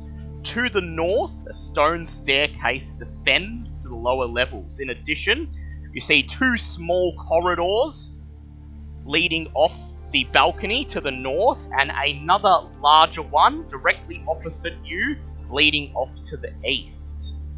As you step out into the staircase itself, there is a rush of energy as 3 helmed horrors materialize on the balcony and begin charging towards you. Please roll for initiative. Something tells me this is what the master's supposed to protect us from. Blue for me, green for Ava. Oh! Ha! I just rolled 2 dice to do the initiative, and both were 19s. So that's for Onyx, that is a 20. A 20, For yep. Ava, that is a 24. Yep. 13. 13 for Zinhorn, 18 for Alice. 18 for Alessander, and Sir Lucian. Oh, He's gone. He's We gone, lost okay. him. Yep, alright, Yeah. I'll do that for him. Plus 4. Sir Lucian, that is 5. Okay, so, Ava gets to go first. Ava is going to fly up, move 5 feet to the east, Yep, and take 2 shots at Helm. No, 5 feet, not 5. 15. Oh yeah, 5 feet into the air, yep. Oh, Okay. actually, if she's over there, though, she might. She be able can to- actually fly over the gap. 'Cause, That being said, if they have a ranged attack and knock her down, we don't Yeah, know how that'll be far a- down this goes. I will tell you, it is 100 feet before. Yeah, she's not flying over. She's not flying over that hole. She's got Ooh. 2 shots at Helmed Horror 1 Yep, with her longbow. Oh, which is a 12. a 12. Her arrow hits the Helmed Horror's plate armor and harmlessly bounces off. Okay, and the other one is a 27. 27, that's a hit. Yep. Okay. Okay. What are all the damages? 1d8 plus 6. So d8 plus 6. That's 9. 9 points Dreadful of damage. strikes is 1d4 psychic damage. They I don't know are if these immune to psychic, Okay. and they are immune to force, necrotic, poison, and psychic. Ah, shit! Okay. I'm fucked! That's my No, it's- entire repertoire! Force, I can't psychic, get these and what? things. Force, psychic, necrotic, and poison. Oh, Yep. I can't hit these things. You have a big stick. Yeah, you have to hit them with your stick. All of my good shit is force, poison, and necrotic. Yep, so that's actually everything. Yeah, she can't do anything more than that. Yep, okay. So, yep, it was 9 damage. It is now Onyx's turn. Oh, Ava actually flies back into Yep, the back cave into the behind cave. everyone. Yep, behind everyone else. Yep, okay. It is So now Onyx's she would turn. actually. Yep. Yep. Onyx is going to. He's going to say to Sir Lucian, "You take the south, I'll take north." So Lucian nods. He grips his sword. Okay, I am going to run up to Helmed Horror 1. Yep, Use my bonus action to summon my your shadow. shadow behind him. Yep, your shadow is marked so with that's the my- green barrier. That's my bonus action. I'm going to equip my shield Yep, as my free action, and I'm immediately going to cast Blur. blur. Ah, good idea. You are now So I've got blurred. I've got this one locked up. I am not going to use my action surge though. Yep, So I'll use my entire turn just to lock this guy up. it is the enemy's turn. These floating, pitch black suits of armor glare at you with a flickering red light under their helmets. And Helmed Horror 1 makes an attack at Onyx. Yep. So That my is- AC with my shield is 19. Yep, and he has to roll with disadvantage because blur. So that is an 8 on the first one, so he misses you because of the blur. And the second is a 19 with disadvantage. Yep, that meets it, so he beats it. Yep, Yeah. so Okay. he hits you for 13 points of slashing damage. 13 points. So that means I take 13 points, obviously. So that's there. And then, if concentration is correct, I need to make a DC 10 save because Yes, half you of do. 13 is 6. So I just need to beat 10. So come on. That is a 10 exactly. Lovely, you passed. Helmed Horror Cool. 3 begins to make a loud vibrating sound as he levitates off the ground and begins to fly over the central hole. Oh, thank God I didn't have Ava flying over. 15, 20, 25, Oh. 30. He can't do anything. Helmed Horror 2 moves in between Sir Lucian and Alessander, and he makes his first multi-attack towards Sir Lucian. That is a 17, so Lucian blocks his shield, makes his next one on Alessander. That is a 24. Alessander takes 5 points of slashing damage due to her resistance. Oh, alright. Oh, no, was that based on my thing that I cast on her before? No, it's based on her being a lycanthrope. Oh, okay, cool. It is now Alessander's turn. And with that, I will be right back. These things have effectively crippled my entire arsenal. Like, magic-wise, I legitimately have nothing I can do to these things. I mean, you could try to burn them. I don't have any spells, fire yep. spells, but unless You- I decide using Necklace One of my beads of Fireball, which I don't really want to keep throwing out constantly. Yeah, not to mention that if you threw it, it'd probably go all the way down the 100 feet hole. Yeah, I'm not messing around with that. Shit, and I can't metagame and ask if these things can be charmed or not, because that would be one of the few things I could actually do, but I don't really want to burn a spell slot on a guess. Does anyone in the party have Lesser Restore or anything that can cure exhaustion? Anyone got lesser restoration? Yes. Yes. Right, you see Alessander, I'm guessing we all know now that these things have all these immunities since you said it out loud. Yep. Here. So, see Alessander's just getting more and more agitated and just goes, really, Bobbit, you want... We're seriously using this. You know what? Fine. But if we're using this, you're doing it, not me. Switch. You see her close her eyes for a moment, nothing, for a few seconds nothing happens, and then she opens her eyes again, and her previously red eyes are now shining golden, and the weirdest look you could probably ever see on a UNT has just pure joy on her face. Goes, hey, it actually worked! Lauren's back! Hi guys! It's been a weird day. I've been in her head, now I'm a snake. Wow, she wasn't kidding about the snake and the tongue. This is... Okay, focusing. Who wants to see a new trick? And right after Bobbit says that, you all hear a voice booming from the bearded devil face. In Infernal, a voice booms, Rasnasi! Give us your soul! What? No. Now she can go ahead and make her action. Okay, a slightly more nervous looking Alessander's going, well, I probably just doomed everybody just by being here, but never mind, and starts hunching over, and you watch as Alessander starts turning into a hybrid lycanthrope form. Yep, her were-tiger hybrid form manifests. What does it look like? Okay, so you've all seen were-tigers before. You Yep. expect to see a tiger on 2 legs and whatnot. Yeah, it turns out the UNT mixed in with it is a very odd combination. For starters, her main fangs that she has, combined with the UNT, now gives her a more saber-toothed tiger approach. Her head definitely appears more akin to a tiger, but instead of fur, her scales are you watch her bulk up considerably as her scales go from green to a more golden orange or burnt orange colored mixed with stripes across it, sort of akin to a tiger snake instead. Ooh.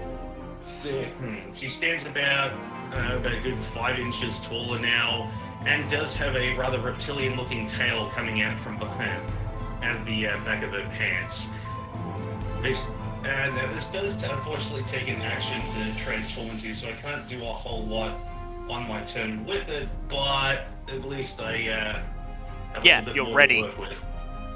Very Also, well. my XP goes up 1, so yeah, you just see her sort of just flex up, sort of just like, unclench and just look and go, this is not a tiger. Okay, cool. Everything's weird now. They promised me a tiger. I have to go find those stupid tigers again. It is Zinhorn's turn. Zinhorn, seeing this transformation happen right in front of him, is quite impressed because someone else transforms. And then looking at his sword that is still there, he's going to run up close and swing the sword at horror number 2. Yep. Make a attack roll, please. Go to the right one. That is a... what am I adding? A 6. That is 25 to hit. That is a hit. Roll your damage and double it. It is weak to fire. Oh. And then... Well, your fire damage. Your normal damage, no. So the D8, that is 7 plus 2 is 9 of normal damage. Yep. Plus 2d6 of fire. Let's go with these two. That is 7 points of fire times 2 is 14. Ooh, lovely. You slash at the helmed horror, and scorch marks quickly sweep across the front of its breastplate. It is now Sir Lucian's turn. Sir Lucian is going to make good on his promise. He swings his sword at Helmed Horror 2. And that is going to be a D20 plus 12. That is a 24. That's a hit. So that is 8 plus 9. That is 13 points of damage. He's going to spend one of his superiority dice to make it a distracting attack, giving everybody else an advantage on their next attack roll with it until his next turn. So he's going to hit it with one of his he's going to roll to hit it again. Oh, sorry, he's going to roll his superiority dice. That is an extra 5 points of damage. Yep, we can hear ya. If you have to help Mama, that's fine. I was just having you attack these helmed horrors. That's alright, what are we up to? So you've hit the first one, and you've hit it with a distracting attack, and you've dealt altogether 18 points of damage to it. Would you like to go ahead for your second attack? Yeah, go for it. Alright, so here comes... What did you use? So I used your distracting attack. You're one of your new maneuvers. So D20 plus Beautiful. 12, that is a 26 to hit. That is another 16 points of damage. That's over 30 points of damage. That's a good hit. And that's your turn done. It is now Ava's turn.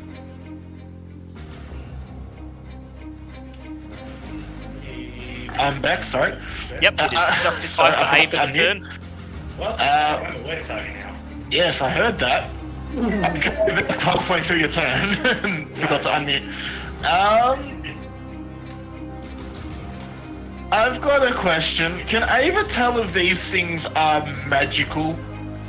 If she makes a nature check, she can. Yeah, she's going to make a nature check to see. That is an 18. Yes, they appear to be magically animated. Oh. She's going to try something. She's going to cast Dispel Magic on it. Yep, which one? 3? 3, yeah. Okay. I would 120 feet, so that's definitely in place. Yep, I would like Ava to please make for her Dispel Magic a DC 17 spellcasting check. 17, okay. With her spellcasting modifier. That was 15 plus. That's a 19. Yep. Ava cast a spell Magic Helmed Horror 3. The red light under the rim of its helmet immediately blinks out, and the pieces of armor tumble down the 100-foot hole. After a few seconds, you hear a loud clang as they reach the bottom of the stairwell. That was a good test. That works. That works. It is now Onyx's turn. Oh, yeah, That's actually all of it. That's all of her turn because Yep. that was a magic. So Yep, it's now she Onyx's doesn't turn. have any bonus actions that I know of. So yeah, it's just my turn. I'm going to use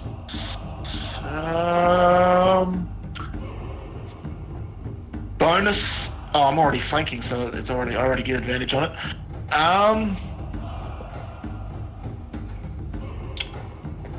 Shit, I don't actually have a bonus action that I can use.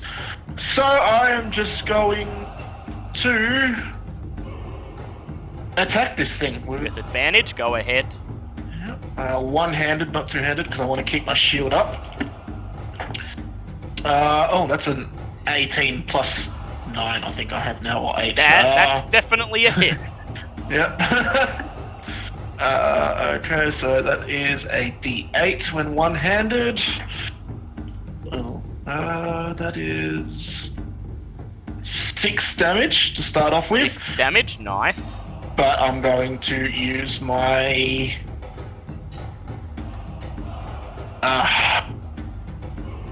Unleash Incarnation, which whenever I take the attack option, I can make an additional melee attack from the Echo's position. So he's going to attack. And that's an 18 plus 9. That hits. That's a much better roll. That is 10 damage. 10 damage, nice. So that's 1 use down. 1 out of 4. And then as a bonus action, I am going to cast Stone Aegis on Sir Lucian. Just because lovely. I may as well help however I Make can. him tougher, yep, alright. Yep. And that's my turn. Yep, it is now the enemy's turn. Helmed Horror 1 swings at Onyx with its longsword. Yep. Disadvantage, that is a 9, so it misses. Goes in for its second attack with disadvantage. Okay, they're both 23, so that's a hit. What? Wow. Just So, wow. Onyx, you take 7 points of slashing damage. Yep, okay, so I still gotta make a DC 10 save. That is a 14 plus 8, so Yep. yep. Helmed Horror 2 is going for Sir Lucian, swings its longsword, that is a 17. Sir Lucian blocks with his shield, and the second attack is a 24. Hits Sir Lucian for 7 points of slashing damage. My Stone Aegis will take off 3, Yep. if you haven't already done that. Yep, so he takes 4 points of slashing damage, Sir Lucian does. Done. Yeah, okay. It is now Alisander's turn. Okay. Is that thing from the bearded devil done anything yet? Not yet. Yeah. So just looks over her shoulder and goes, I understand if Bubba gets it, if you have issues with Rosness City, but we've sort of separated, new me and all that. Okay. Grips the former Mr. Stick with both hands, looks at the Helmho going, Bubba needs to dish out some rage now. And just swings into it with absolute anger. I did have a spell that was going to pair up with this really nicely, but unfortunately, again, no necrotic means no whammy. Yep. But still, a plus 9's not too bad, especially when it's 23 to hit. 23 to hit, that's a hit, roll your damage. And two-handed quarterstaff is D8 instead of D6. From what It I is recall. D8. So that's 12 points of damage on the first hit. Yep, you're gonna go for the second And- one. Well, I might as well since I got it as an option. That's a 26. That's another hit. Go roll for damage again. That's going to be 10 bludgeoning this time. You just see Alisander with just a roar just starts swinging, Roar. absolute reckless abandon. You smash your staff down on its head, crushing its helmet. and destroying it. It is Zinhorn's turn. It worked so well the first time, Xenon gonna be like, oh, I like this, and swing down again. Yep, rush up to the next one. Right next to Onyx. Actually, if that's possible, yes. Yep, and you'll get advantage because it is being flanked. That is a 17 plus 6, so it's 23. That's a hit. Roll your damage. So D8 is 8 plus 2 is 10 points of damage, and is 3 points of fire damage times 2. Ooh, so 6. Very well. It is Sir Lucian's turn. Alright, Everyone's got Helm's Horror 1 pretty much tied up. You want to go in there, help flank it and attack it? Oh, that'd be great. Alright, Sure, let's do rush this. up, go ahead, roll your first hit with advantage, please. That's 4... What's the DC? It has an AC of 20, and you get plus 12 on your attack roll. Okay, well that's not a hit, that's 16. Yeah, but you still get your second attack, so go ahead. Oh, that I do. That is a 15, so an unnatural 27. Jesus Alright. Christ. Ooh, yep, roll your damage, you get plus 9 to your damage. Plus 9. Oh my god. Great, the only dice I forgot to get. Alright. Manual labor time. D10. D10 plus 9. Sorry, I'm just typing into the dice. That's okay. I'll give you a... Yep. Oh, I'm not in Miles lucky dice. God. I'll give you a bit of luck and I'll roll it. Oh, there you go. Roll it. Ooh, 12 points of damage. Not bad. Not bad. Thanks. Okay, it is Onyx. It is Ava's turn again. Ava is going to fly to the mouth of the cave and just take a shot at the Helmed Horror. Alright, go ahead. Roll to hit With with advantage because it's flanked. Yeah, by well and truly flanked. And 4 she's also got people a at the high moment. advantage. So that's 27. That's a hit. Roll her damage. That's 4 plus... Where's a character sheet? 4 plus 6, so 10 damage. It's immune to psychic, so she's just going to take the second attack. Yep, go ahead. Oh, no, that's only an 18, unfortunately. Yep, bounces off its armor and falls down off the side of the balcony. It is now Onyx's turn. Onyx is just gonna try and whack this thing. You go ahead. Actually, because he wasn't paying attention to the other fight, he didn't see that it's weak to fire, so... Yeah. Yeah, I can't in all good faith say that. So yeah, he's just gonna whack it. Go He's ahead. gonna try and whack the thing. That's 2 13s plus 8, so that's 21. Yep, that's just a hit. Go ahead, roll your damage. So that's 7 plus 4, so 11 damage for the first hit. Yep. He's going to get his echo to... Wait, hold on. Wait, no, that's... No, I'm just going to whack it once, and then... Bonus action... Yeah, I don't have anything that I can do with a bonus action, so... I might actually just use my... what's it fucking called? Second wind and just try to heal up a little bit. Yep, very well. Okay, it is Helmed Horror 1's turn. He is going to attack... 4. Yep, 4. He is going to attack Zinhorn.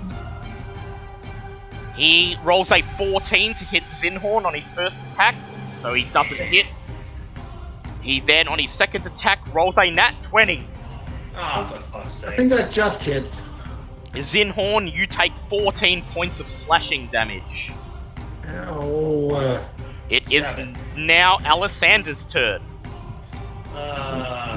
Everyone else is just around this hellfire. You just see the...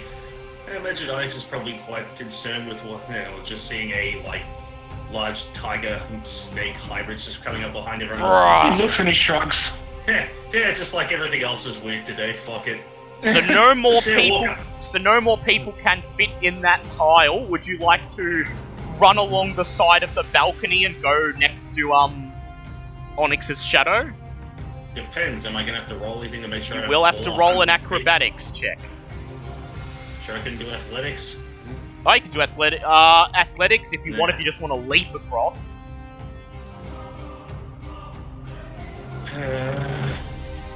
I don't really want to roll anything if I'm gonna fall 100 feet to my fucking death. Oh, actually, no. I technically have It's feather. 10d6. Yeah. Well, you can cast spells. Don't you have? I have feather fall in case I fail. So you know what? Screw it. Why don't you cast like firebolt using your amulet? It doesn't give me access to firebolt. It was Yeah. It's only warlock cantrips. Oh, I thought firebolt was. Sorry. Yeah, I know. Sure, I'll go the athletics route. 17.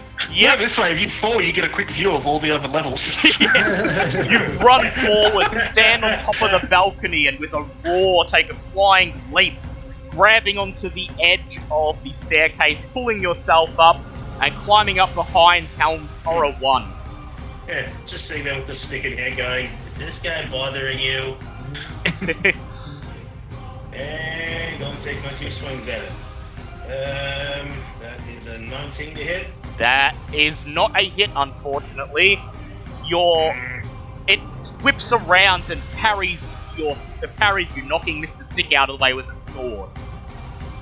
Okay, having a 22. That's a hit. Roll your damage. Rude. And that's gonna be, what's it again? 12 points of bludgeoning damage just brings it down on top of its head. Yep. Thump! You crush the helmet, and the armor parts clank to the floor. See, I'm gonna guess that the armor's made of metal. Yes. Okay. Ooh, that'd be a good trick for later. Combat appears to be over. Yeah, you see how it's so bothered now, sitting in this form, just sort of looks over, then just raises the stick over the head going, woohoo! Everything worked and I didn't go insane! And you still have that form for another hour, so... Yep. Hopefully the next thing we fight isn't immune to literally everything I can frickin' throw at it. As the sounds of combat fade away, I'd like everyone to make a perception check, please. That's a 19. Ooh, that's a 16. That's an 11. Should rely on Faye more often. That's a 6. 6. Well, this is a group check, so hopefully it won't matter. Oh, Ava, right. Yeah. Sorry. Oh no, that wasn't that one. Okay, that's fine. Still a pass. A hunched figure glares up at you from the balcony on the level below, wearing a mask that is a replica of the devil face at the tomb entrance. Without saying a word, the hunched figure steps out of sight into one of the corridors. Oh, that's lovely. So... Send check, please. No. Yeah. I almost rolled. I actually reached for my dice then. Yeah. Hey, I rolled an 8. Alright, Yay. You also Let's see what notice. I've got. You also notice a stone.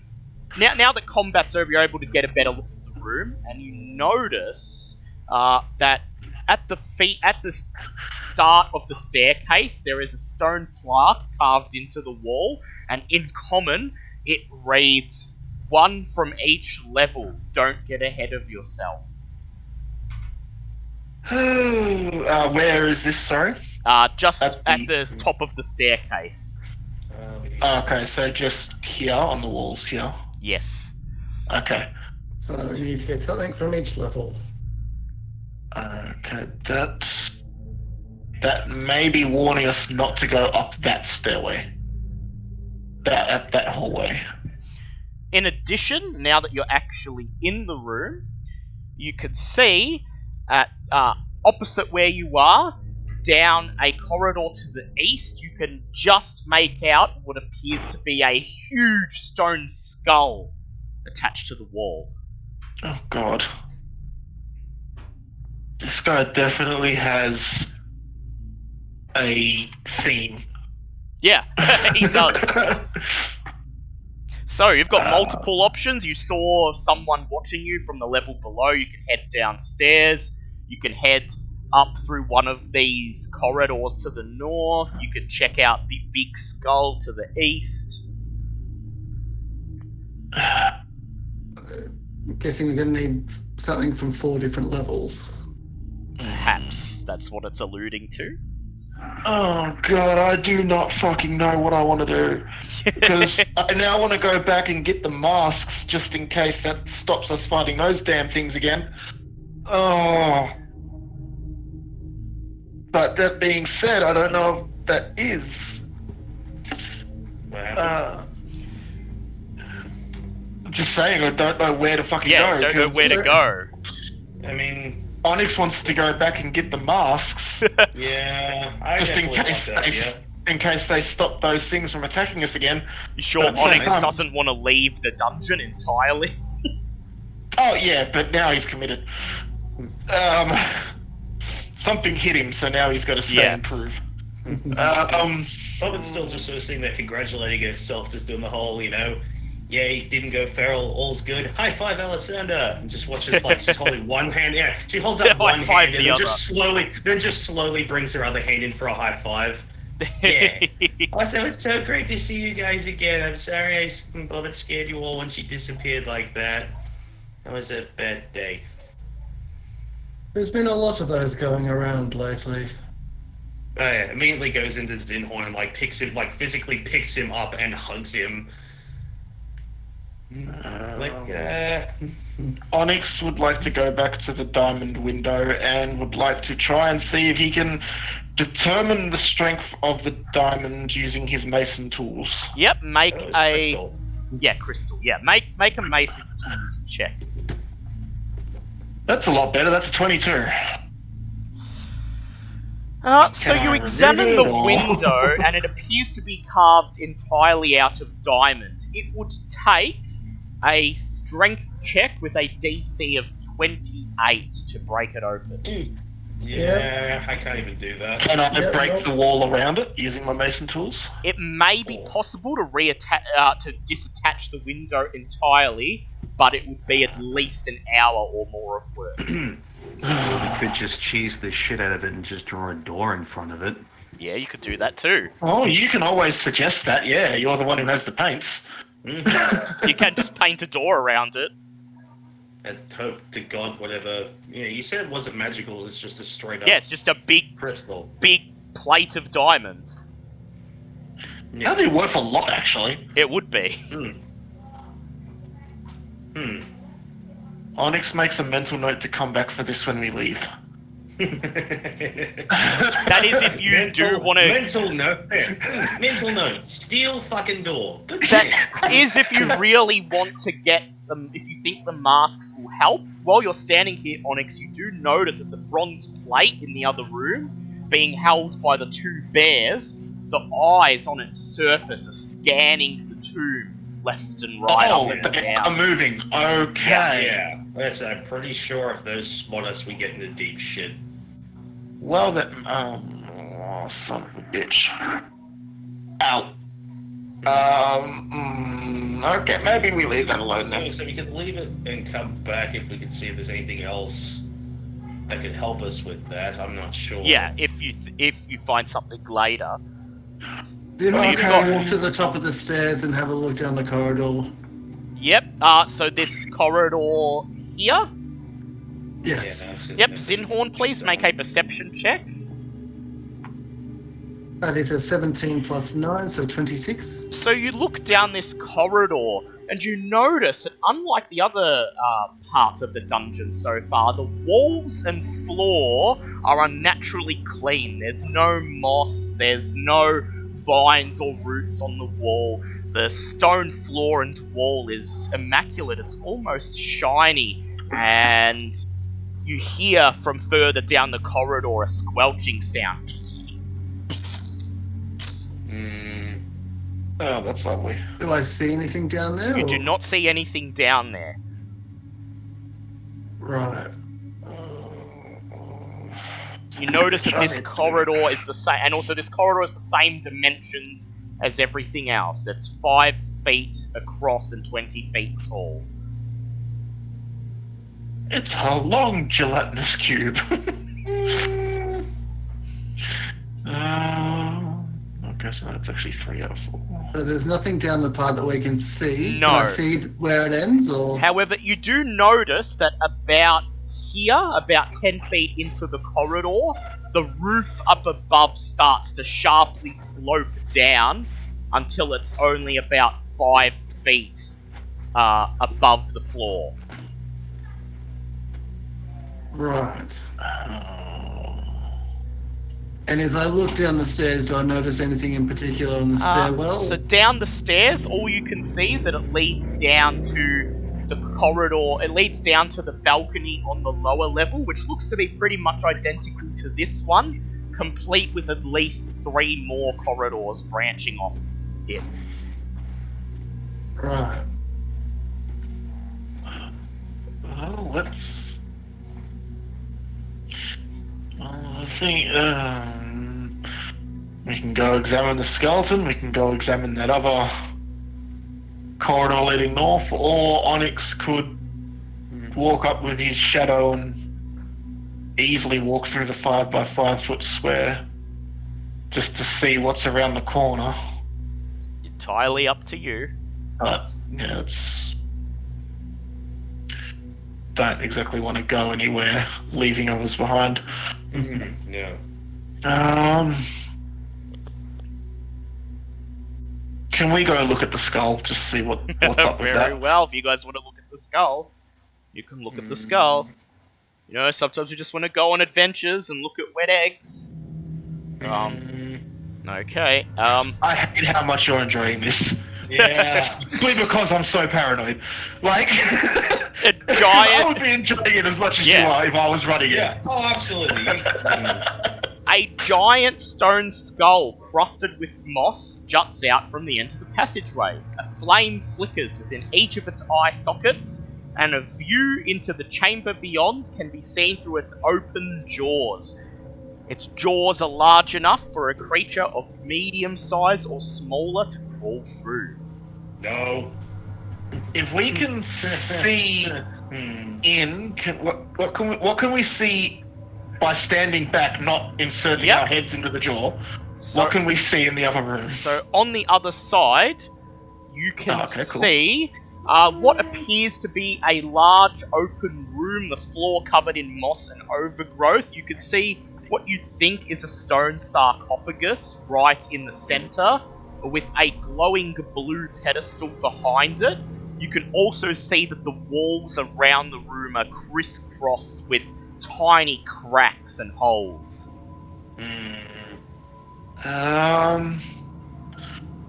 Well, I can send my shadow in. What's this?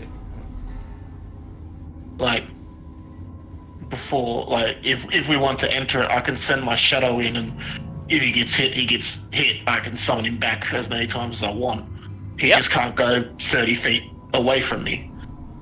Yep, so you want to send him Yeah. through the No, skull, well, through the skull's I'm mouth? just giving I'm giving options to the rest of the group. Yeah, I don't really have much else to work with there. Because we can send a mage hand in, but that's not going to activate any traps that or alert anything that's in there, so we won't actually get a warning of what's in there. Whereas my shadow, I'm assuming because we've flavored it that it's literally the stones and the dust of the ground making a shadow, it has weight to it. Yeah. Yeah. So it would activate and make noise going through. It would, yes. So it's up to the party. So it's... And to be fair, he has an AC of 19, so... Yeah. Also, my blur would have run out, so I Yes, just your gotta- blur has no, run out now. Just making sure. Although, I don't think blur would have affected it.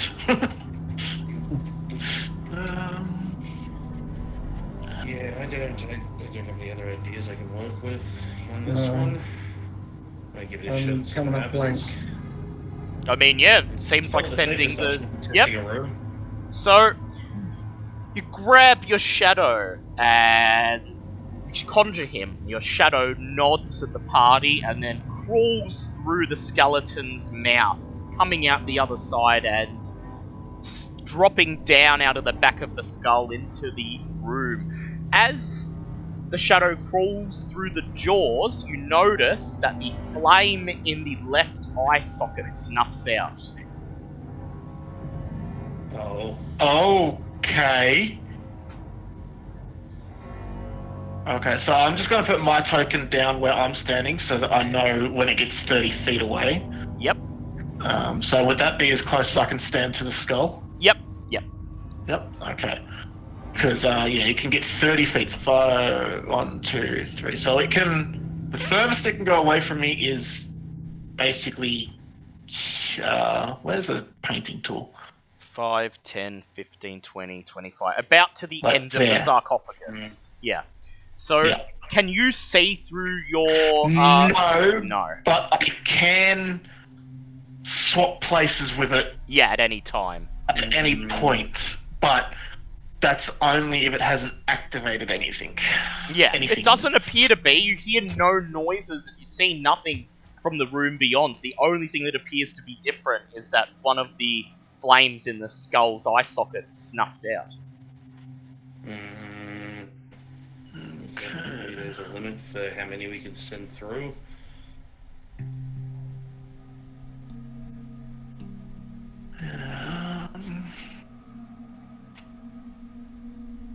It can interact with things, I believe. Yes.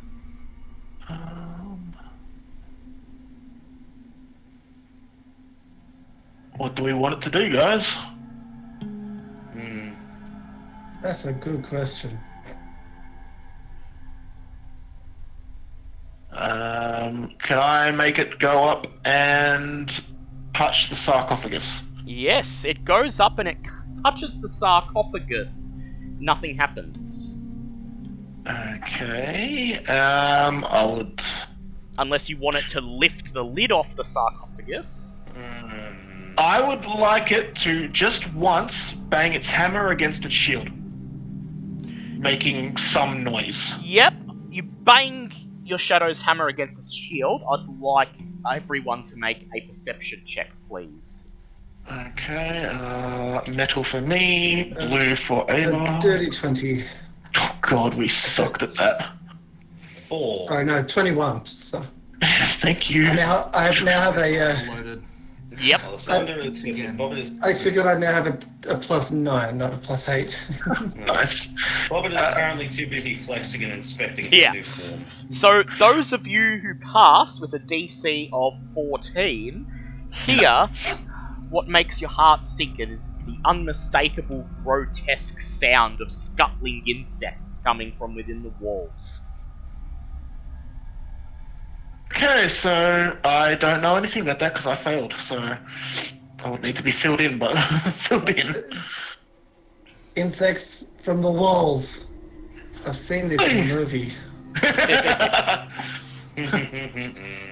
Okay, so we can guess swarms of stuff. Probably. Most likely. It's Okay. audible enough that you can hear it on the other side of the skull when you're not even in the room, so there's a lot of insects to make a noise that loud. What do we want it to do, guys? Do we want it to open the lid, or do we want it to touch the pedestal? Okay.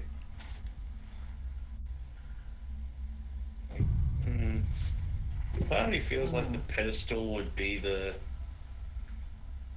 It's either gonna make, I don't know, it's either way, it's either gonna make it stop or make everything worse, but then the same thing could be said of the sarcophagus.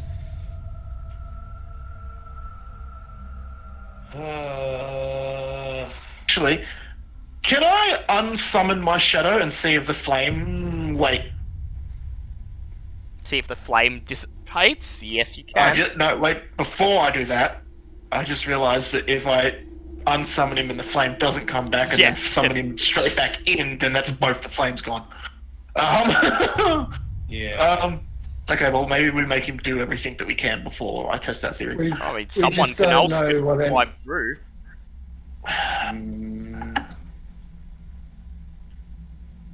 Okay, well, nothing's actually come out while he's there. Yeah. I would like him to move 5 feet to the east, Yep.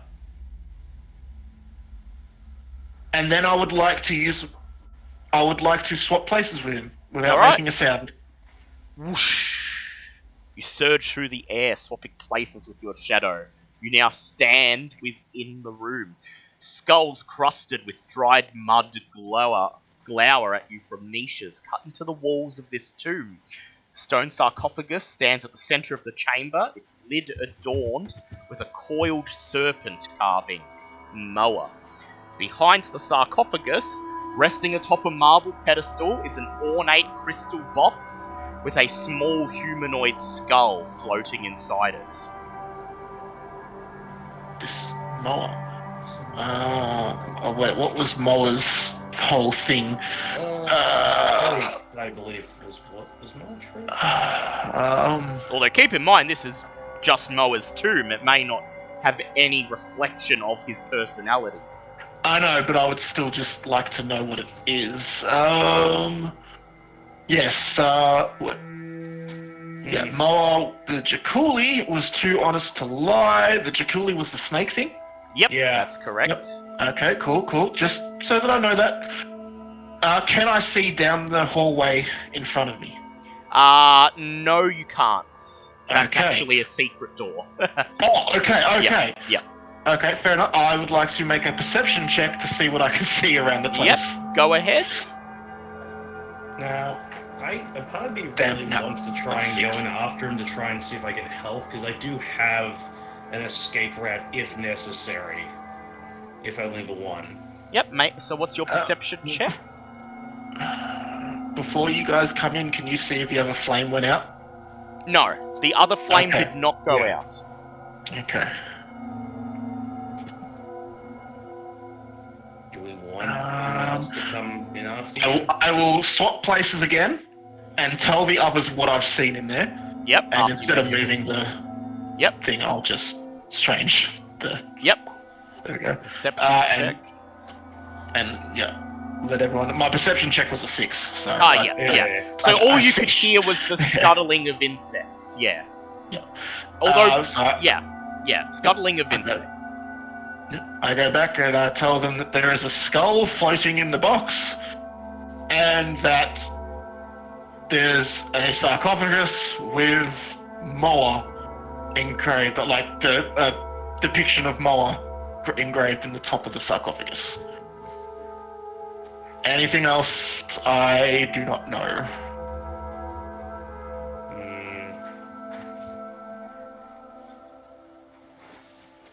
It's annoying because obviously none of these sarcophagi have to be important, or else they wouldn't be in here. To the god. Again, if you want someone else to go back in there, I do have an escape route. if No, need be. yeah. I just thought I'd come out and let the party know before you Yeah. decide anything like that. And also, if you go in, I'm not in there anymore. Because you can go in if you want. Especially if you've got an escape route. It's just And you can switch with your shadow, so yeah. So Alessander wants to crawl through the skull's mouth. we can. Oh god, blanked on your name again. Onyx swap back with the shadow. How many times can you do that anyway? It's just a bonus it's action. It's a bonus action. Oh, okay. So while we're not in combat, basically it will. Yeah. Yeah. And no matter how far away from me it is, I can do it. Yep. And only expend 15 feet of movement. So- Okay, so this is probably a very dumb idea, but I'm willing to give it a shot if people are willing to let this go. Yep. So Alessander crawls through the skull's jaw, drops out safely on the other side. The flame in the right eye socket snuffs out, but the jaw remains open for Lucian, Ava, and Zinhorn to try and move through.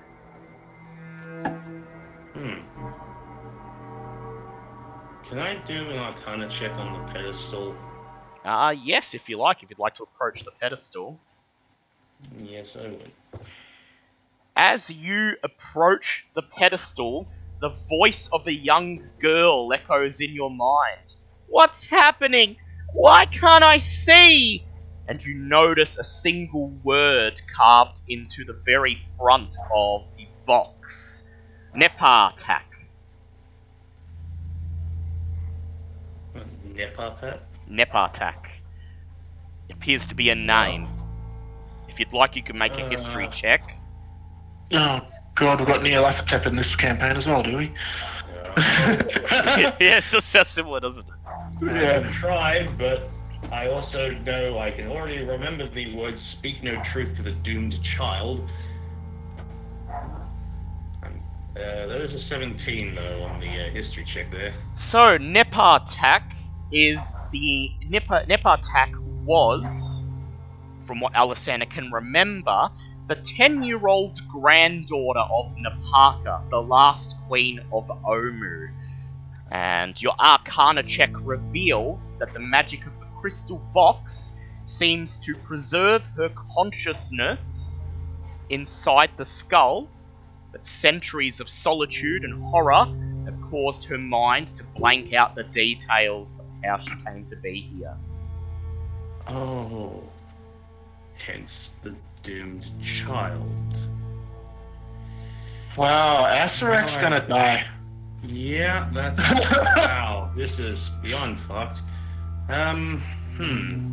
So, obviously, if she's been here for that long, trying to tell her what's going on is a bad idea, because as someone who has, well, at least one soul that's quite frequently freaking the fuck out, childhood trauma is definitely a thing we could understand here. So... It's all dark, she calls out. I can't see! And now her voice echoes in Onyx's mind too. Right, Bobbert is going to very carefully be in front of it and go, it's okay, we're just some friends that came to visit. Your eyes are closed. Make a deception check, please. Hold a second. Oh. Okay, that is... where is my damn deception? Because I actually have... No, I don't have deception. I have intimidation. 23. 23. Which obviously Bob is talking like very softly, as if like to just a friend that's The tiny skull in the box rattles a little bit. The voice says, "Are you friends of my father? Is he looking for me?" Well, of course he is. Why wouldn't he be looking for you? Please make another deception check. That is a 21. I think I'm lost. I don't know where I am. I opened my eyes, but it's still dark.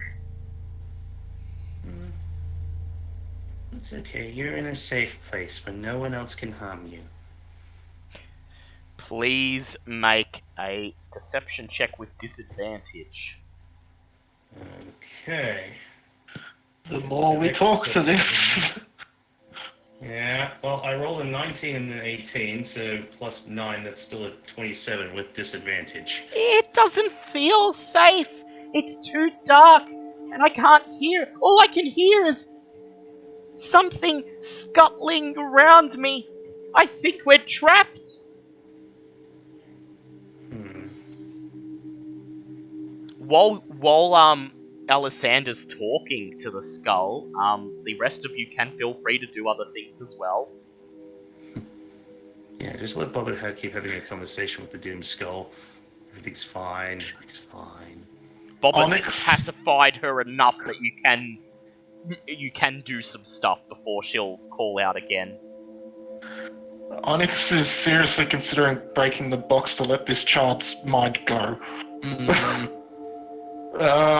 But he's not yet, because already things have fucked with him enough today that he's not sure what is a good action.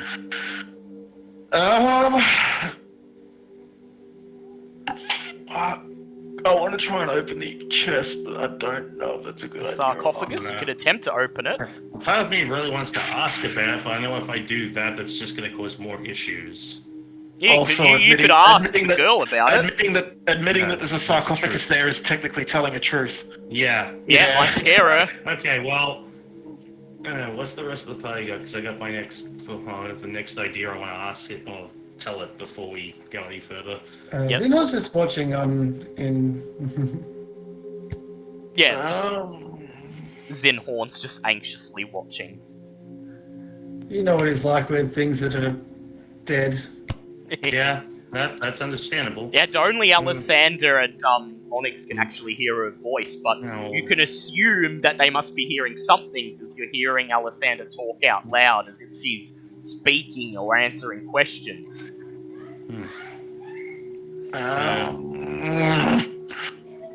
Go ahead, Alessandro. I'm just gonna go. Or Bobbit. Yeah, either either. Whoever's in control. Yeah. I'm like, you don't have to worry about those. You know, a good trick if you're scared or you don't know where you are, maybe just take a nap. Naps are always helpful like that. Please make a deception check Please make a deception check at disadvantage. I keep rolling 19 on the first roll, and it's starting to annoy me. You gotta stop doing it to me. 23. You hear her voice grow slightly more anxious, and she says, I can try, but I still don't know where we are, and you're not telling me anything! I already told you, silly. You're in the safest place you could possibly be.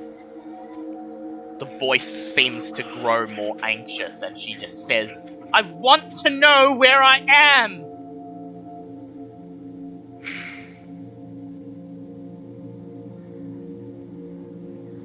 You're here with me. Nothing else should matter to you. I'd like you to please make a persuasion check with disadvantage. That's... Thankfully my persuasion and deception are both a +9, because I'm good at this shit. That is... 18 plus roll... I'm really scared for the day that my rolls run out on me, but until then that's a 25. There is silence for a few moments. It appears you have bought a couple of minutes while the skull contemplates what you have said.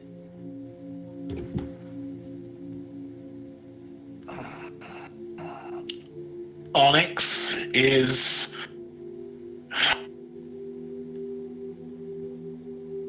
going to swap with his shadow. Yep. And Inform going- the others what's happening. no, he's now in the. Oh yeah, he's room. now. Yep. Now in the I'm room gonna with make Alice- eye contact. with Gonna make eye contact with Bobbit, and I'm gonna motion at the sarcophagus and make a lifting motion, and move to the other end. So you want my help, or you just letting me know you're gonna do it? Well, I'm looking at you and like making the lifting motion, like. Alright, so you said it's pacified for the time being? For the time being, yes, it appears to be quiet. Okay. Please I'm gonna- make, I would like both of you to please make an athletics check to attempt to lift the lid off the sarcophagus. If you're gonna roll high, now's the time to do it. I'm sticking with my painted dice, that seems to be my friend today. That is a... oh wow, non-nat 20. 10. Except for the friggin' getting trapped 15 times on the way in. I rolled a 10. A 10, what did Bobbit get?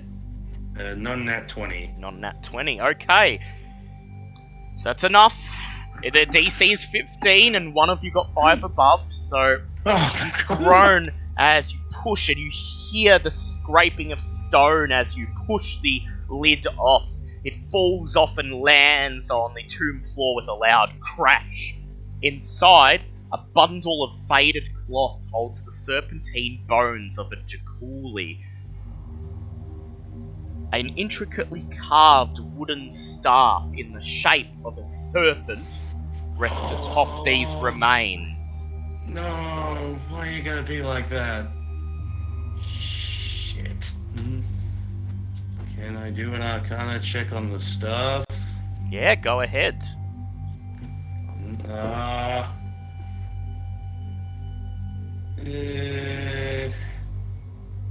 25. Okay. It is a staff of the Python. You recognize it as such from here. Okay. Which means, Staff of the Python is an uncommon item, requires attunement by cleric, druid, wizard, or warlock. You can use an action to speak this staff's command word, and then throw the staff on the ground within 10 feet of you. The staff becomes a giant constrictor snake under your control that acts on its own initiative count. By using a bonus action to speak... That's alright, M1. By using a bonus action to speak the command word again, you return the staff to its normal form. On your turn, you can mentally command the snake if it is within 16 feet of you. If the snake is reduced to 0 hit points, it dies and reverts to its staff form. Cannot use the power again until the next dawn. Now, I'm not saying I want to loot the sarcophagus of a god, but come on. Is there anything else in there apart from the staff? Just the staff.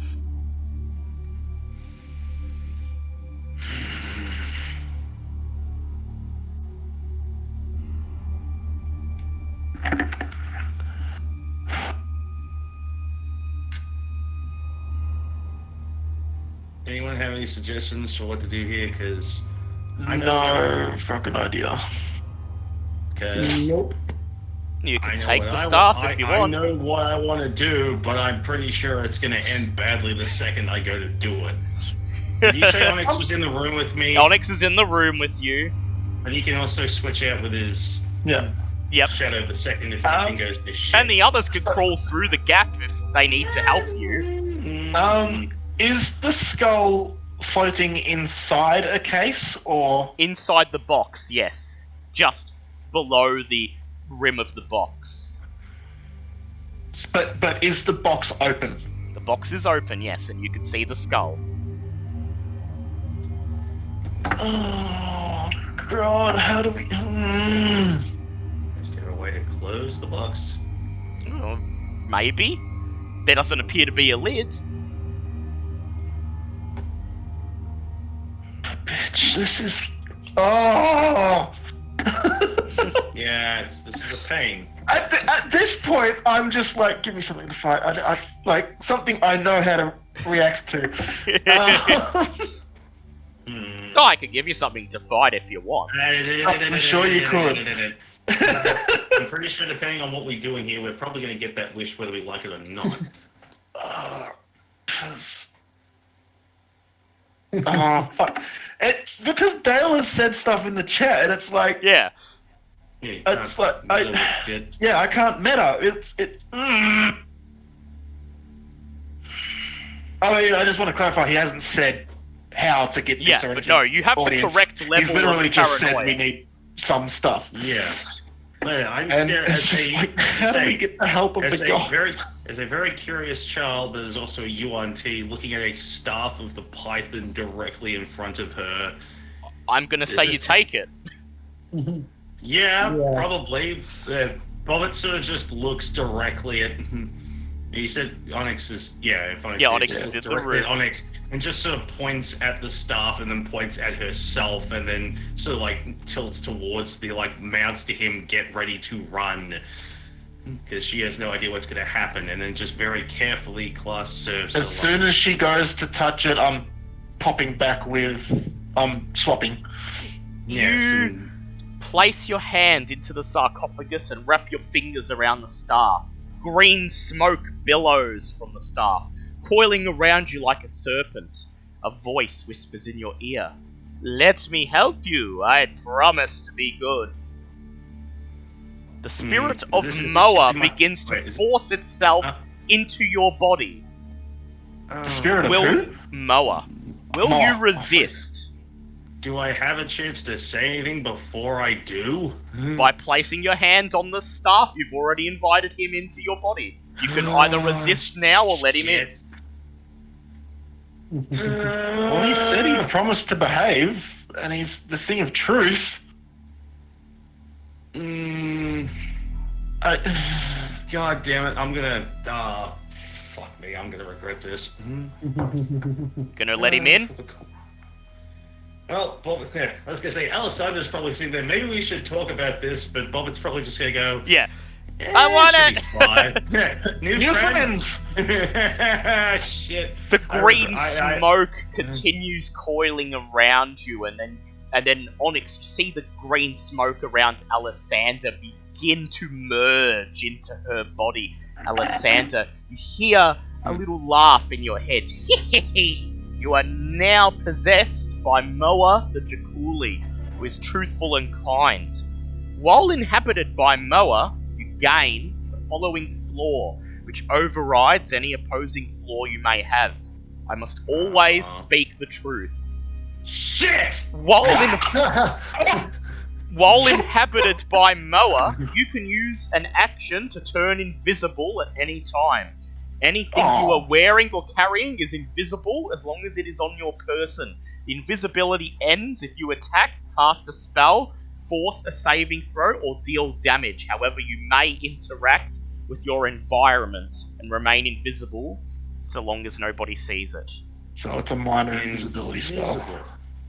Yeah, it's basically free invisibility. Okay. And there is a room back there that involves an entire thing of not being seen. And I do have boots that allow me to take advantage on stealth. This is an inadvertent thing. I'm not going to enjoy the floor of not being able to lie, especially because shit's probably about to go down. Dear. Anything else? Just as Onyx is swapped. I just want to see inside Alessandra's head, got Bobbit and now Moa.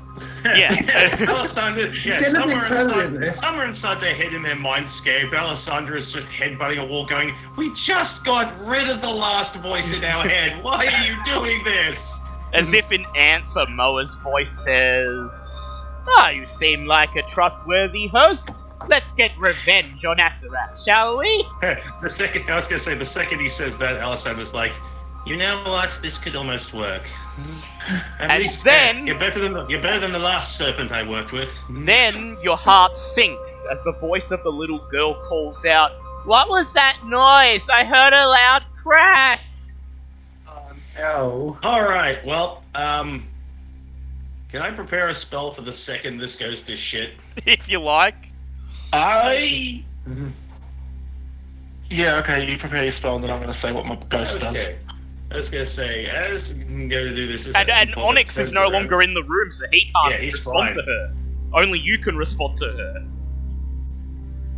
Yeah, he's not in the room, so he doesn't hear it. Yeah. Alessandra is going to prepare the second anything goes bad to cast Dimension Door to get herself out. Yep. With the direction being basically appearing behind where the party is right now. Yep. Because Bobbit is just going to turn around with a giant smiley face going, "Oh, that was just the sarcophagus of was it Moa?" He said. Yeah, Moa. Moa the Jakuli, whose tomb we're currently sitting in. You're a skull in a box, and Bobbit doesn't know why. I'm Bobbit, by the way. Nice to meet you. The girl's voice shrieks in horror as the skull's eyes flare with green flame. With a shattering crash, the crystal box explodes, and the skull levitates into the air as a wispy body no, this is going to be a demi-lich. As a wispy body begins to form around it. Bye. It manifests as a banshee. And Bye. as the banshee begins to scream, 8 swarms of undead spiders come pouring out of the tunnels. Yeah, no, this is why I prepared Dimension Door the Dimension second Door. this went to shit. Bye! Mhm. You cast the Dimension Door, and as the spiders scuttle towards you as the Banshee screams, you step through into the void beyond. I would like you to please make a check with your spellcasting ability. The DC will be 20 for this first time. Wait, what? Why? Dale warned us that magic doesn't work the same. Oh, shit. 17 plus 9. Thank God that's a high Plus roll. 9. You step out of the Dimension Door behind the party, and the swirling door sinks into the stone behind you. Did I notice anything weird about that as I went? No, you did not. Well, maybe for a split second as you stepped into the doorway, you felt just a slight tug as if some unseen force was trying to pull you somewhere else. Yeah, just gonna see her sort of look and go, pretty sure that's not how that was supposed to work. Oh, well, turns around, the guy's going, ta-da! Hi, guys. We might want to seal that up. The little girl in there's down Angry Banshee. There's a lot of spiders in there. Please roll for initiative. Oh, dear. Ah, that's an 8. I got 8 as well. That marks the end of my decent magic. 16. 16. Ava got 15. Yep. Onyx got 8, but I've got a lower dex than Yep. Corbett. I'm going to put everyone's tokens, because, just because you got out of the room doesn't mean they're not going to attack you. Yeah. I Okay. just didn't want to be surrounded in a room full of spiders and the Banshees. Well, actually, wait, Banshees are undead, aren't they? They are. Shit, I probably could have been I was probably the best choice to stay Okay, in. so, Now. Zinhorn is up first. Oh, okay. Let the room, burn the room, destroy the room, whatever you gotta do. So I'm not in the room, but I can... What I'm going to do a test to see if I can do magic through the hole. I'm going to shoot an ice knife towards the Banshee. Yep, go ahead, roll to hit her. Oh wait, no, she has to do a check, doesn't she? She makes... An ice knife. He needs to roll to hit her, roll and then to it's hit a her. dexterity check for the secondary damage. That's correct. Roll to hit her. Oh. Sorry, not an ice knife, a frostbite. Frostbite, yep. The cantrip version. Yep, she's going to make her check. That is a 10. So they do not make it. It is frostbite is 2d6 still. That is 6 points of cold damage through the hole. Nice. You blast your ice through the hole and it hits the Banshee and she screams in anger and pain as chill sets over her. Alright, good to know. It does affect through the hole. It's the enemy's turn. Spider Swarm 1 crawls through a crack at the bottom of the skull. And it makes an attack on Alessander. If it's undead, it needs to roll first. Oh wait, yeah, it is an undead spider, so it's going to roll... The DC save now is 17. That's an 8. It decides to bite Onyx instead and only rolls 5, so it's okay. I'm helping. Undead Spider Swarms 2 and 6 go up to Onyx's shadow, and each of them goes to bite him. And that is only 1 hit. His shadow takes 12 points of piercing damage. Undead Spider Swarm 5 crawls out from under the skull and attempts to bite Onyx. That is a 22. Onyx takes 13 points of piercing damage. Spider Swarm 7 comes out through the skull and moves up between Onyx and Zinhorn and attempts to bite Zinhorn. That is a 9, so no harm done. Spider swarms 3, 4, and 8 scuttle into the tunnels on the sides of the wall, disappearing into the darkness, and you don't know where they are. Meanwhile, the Banshee is going to use... she can see you... She can see all of you through the mouth of the skull. She is going to first use her horrifying visage ability. Oh no. I need everyone to please make a wisdom save.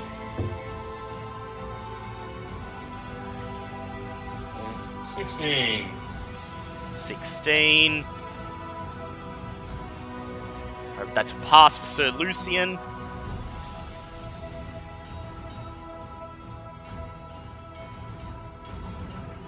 $15 for me.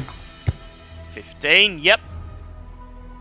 So that's a pass for Zinhorn. We just have to wait for Remy to come back for Ava and Onyx. So you know how this could... You know how this could end up. Yes. Kobolds I don't live know. very long. No, don't.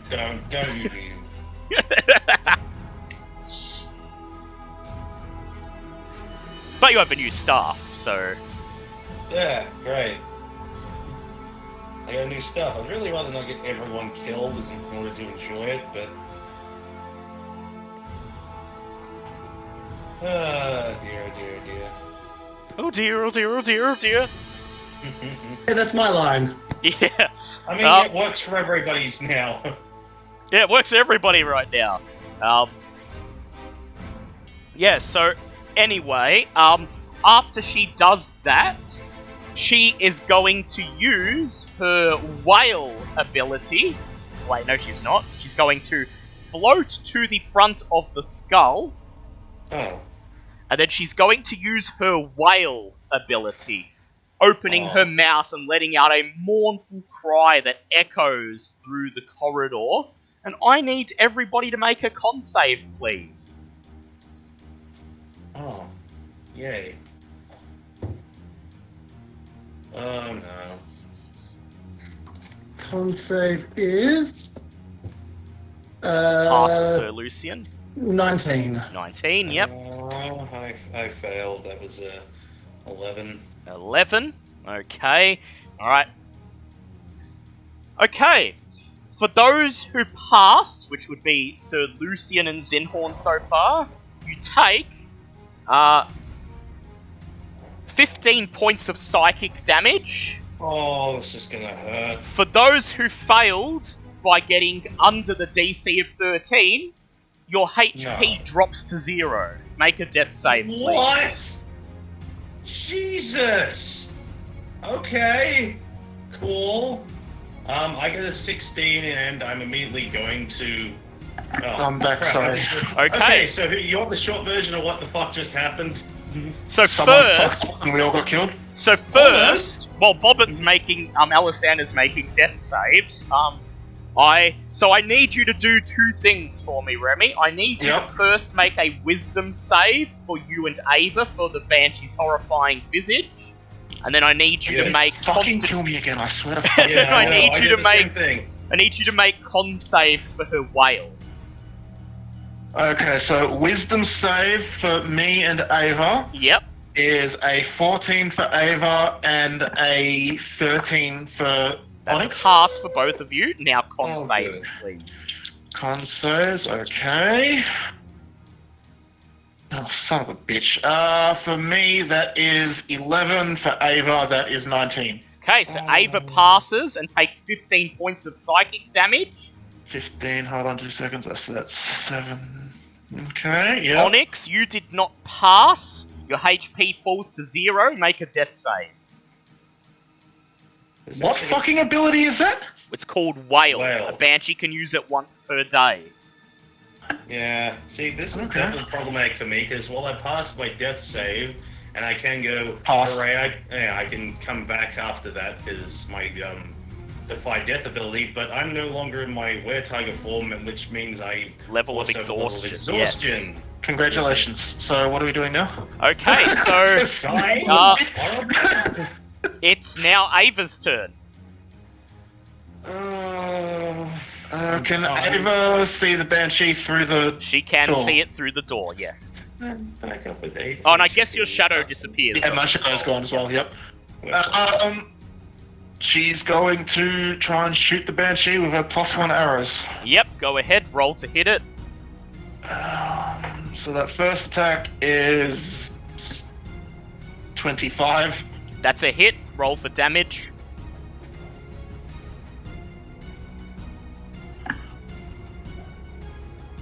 So that's 11 piercing. Yep, no, plus 12 the- piercing because it was a 12, +1 yep, arrow. Plus the psychic. Yeah, psychic is, where's the D4? There it is. 4 psychic damage. 4, nice, and she can go again. She's gonna attack again. That was a unnatural 20. That's a hit, roll for damage. Oh, that's max damage. That is 14 damage. Ooh, nice. So, 15 because it was a +1 arrow, sorry. so as this banshee shrieks and cries, the arrow hits it, and you notice her clothes looking tattered, beaten up, as if she's taken a significant amount of damage already.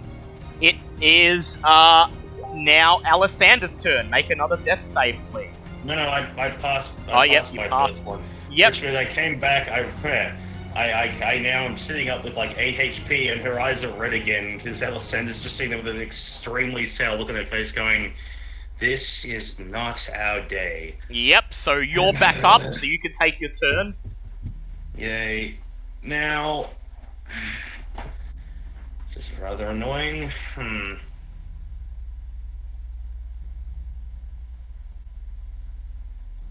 I'm going to use Spare the Dying on Onyx.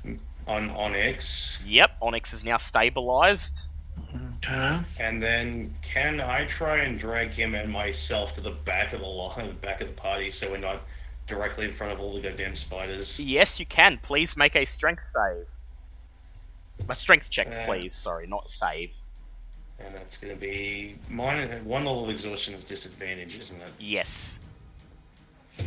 Heck. 14. 14, that's enough. You grab the kobold that's lying on the ground and drag him down the corridor. That will be an attack of that'll be an attack of opportunity from Spider Swarm 1. I think both of us are still sitting on 19. Oh, hopefully they don't. So that is a 13, so you're fine. Nope. Okay. So stabilized is 0 but not conscious, isn't it? Yeah, 0 but still unconscious. But I've lost my mage. If I got knocked out, that means mage arm is gone now. Yeah, as but well, you can isn't it? reassign it at will. Doesn't have an Yeah. action cost. But It's just so yeah. you could do it before you end your turn. You can reapply it. Oh, okay. Yeah, Yeah. cool. Bam. Okay. Just, bring that community back up and I'm gonna chill at the back of the group with very unconscious Onyx. It's Sir Lucian's turn. He rushes towards the undead spider swarm, and he swings his sword. D20 plus 12. That is a nat 20. So that is going to be D10 plus 8. That is 10. That is 20 damage, and he scatters the spiders asunder. Hooray! He then swings at Undead Spider Swarm 7. D20 plus 12. That is a 30 to hit. So that is D10 plus 8. That is 15 points of damage. He's reduced it down to only half the spiders left. It is Zinhorn's turn again. Alright, so have we got, what's going on? We've got 2 people that are low Yep. now because they've been brought back. Onyx, and Alessandra are both low. I'm on 0 hit points, but I'm stable. So. Yes. Right. So Zinhorn is going to do, you know what? He's going to How big is that one again? So, that one. That is a 20-foot radius. So Zinhorn is going to do an ice storm in the middle of where the Banshee is, so that it will hit the spiders and not Yep. us. Very well. So I will make the spiders and the Banshee roll their checks. So for the spiders, that is a fail, a fail. Okay, so all the spiders fail, and the Banshee passes. Banshee passes got a 17 of dex. So that is 2d8 of bludgeoning damage, which is 9 points of bludgeoning damage. Yep. So Spider And then- Swarm 7 is destroyed. And 4d6 of cold is 6, 7, 8, 9, 10, 11, 12, 13 points of cold damage. 13 points of cold damage. Oh, you see all the spider swarms start to scatter, blasted by the cold, and the Banshee roars in anger. It is the enemy's turn. The Banshee flies through the giant skull towards Zinhorn, and she is going to make a corrupting touch attack. That is a 19. Is that a hit, Zinhorn? So what was... It was a 19 on her corrupting touch attack. Does not, now that I have an Does not, AC yes. of 20. You whip your shield in front of you, and she cries as her fingers are blocked by the shield. She's unable to get to you. However... wait, no, that's... Yep, you've all passed the horrifying visage. Meanwhile, the undead spider swarms 2 and 6 scuttle through the skull, gathering around Sir Lucian and Zinhorn. They each roll to hit with advantage. So, Zinhorn, that's a 22 to hit. You take 6 points of piercing damage. Spider Swarm 6 and 2 go in to hit Sir Lucian. Despite rolling with advantage, they are unable to hit him. And then, Spider Swarms 3, 8, and 4 come scuttling out of the wall behind Alisander and Onyx. Okay, so Alisander, you are flanked. It's okay, you don't get hit because that is a 9 and an 8 from Swarm 3. And Swarm 8 is going to attempt to bite Alisander to pacify her, and that is a 20, so just hit. That is 7 points of piercing damage. Yay, not dead. Okay, it is now Aether's turn. Okay. Fuck. Yep.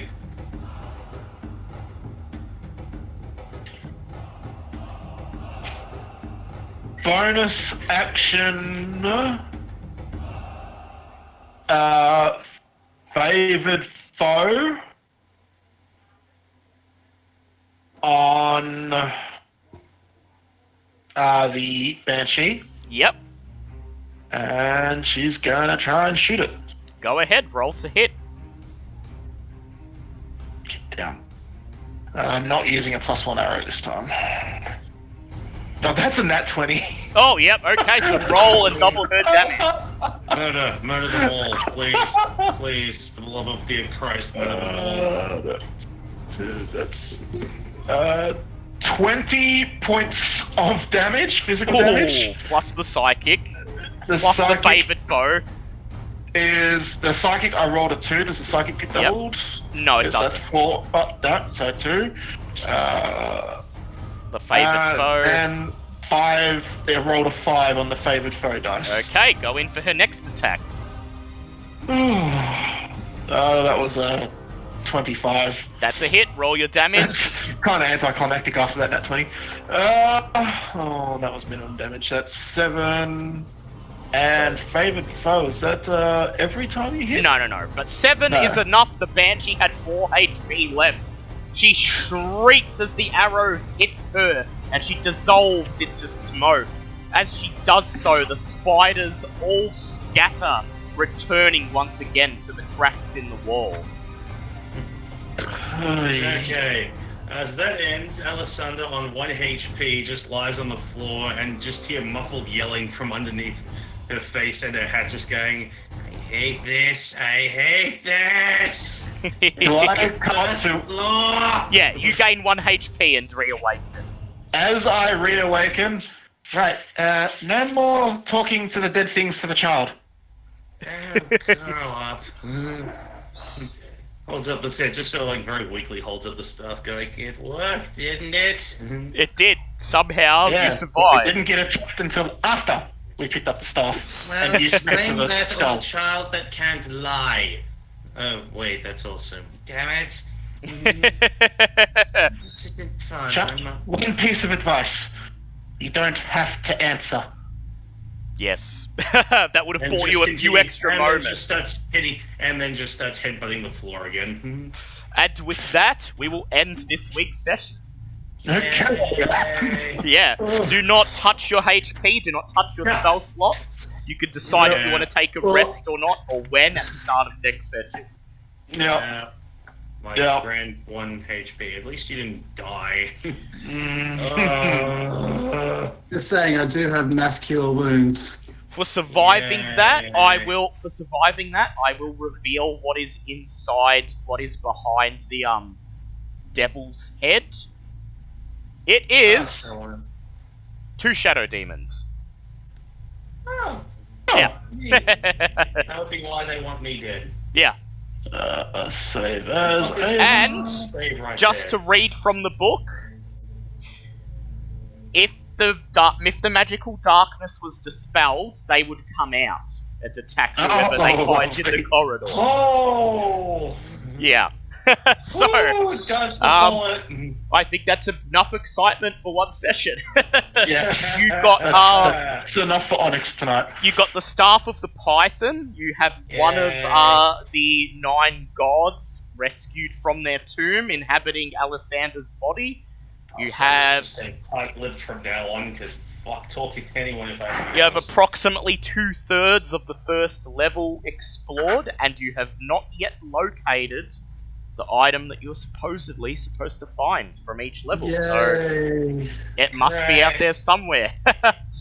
Young is for joy. Oh, and as you finish combat, just as the session ends, you hear echoing out from deeper in the dungeon the way you came, a loud thump as the stone slab, the puzzle door, slams shut, trapping you within the tomb of the 9 gods. Party time! Yay! Welcome aboard, kids. You're in the shit now, son. I'd like to thank the 15 viewers who watched this nice. spectacle of torture, and especially Ivy. Yes, Ivy says GG. You guys are alive for now. Yes, they are. Yeah. Their paranoia level Despite my It's best capped efforts, down. despite my best efforts, I've not yet killed everyone. With that, we will return next week for more exciting adventures within the Tomb of the 9 Gods. And just think, this is only 2/3 of the first level. Yeah. Fuck you. Until next time. This is all the love I can muster. Yeah. Fuck you. Until next time, I just want to say, fuck Asarak. Yeah. This boy, I mean, points for architecture, but this boy's a dick. Goodbye, everyone. Bye, everybody. Bye.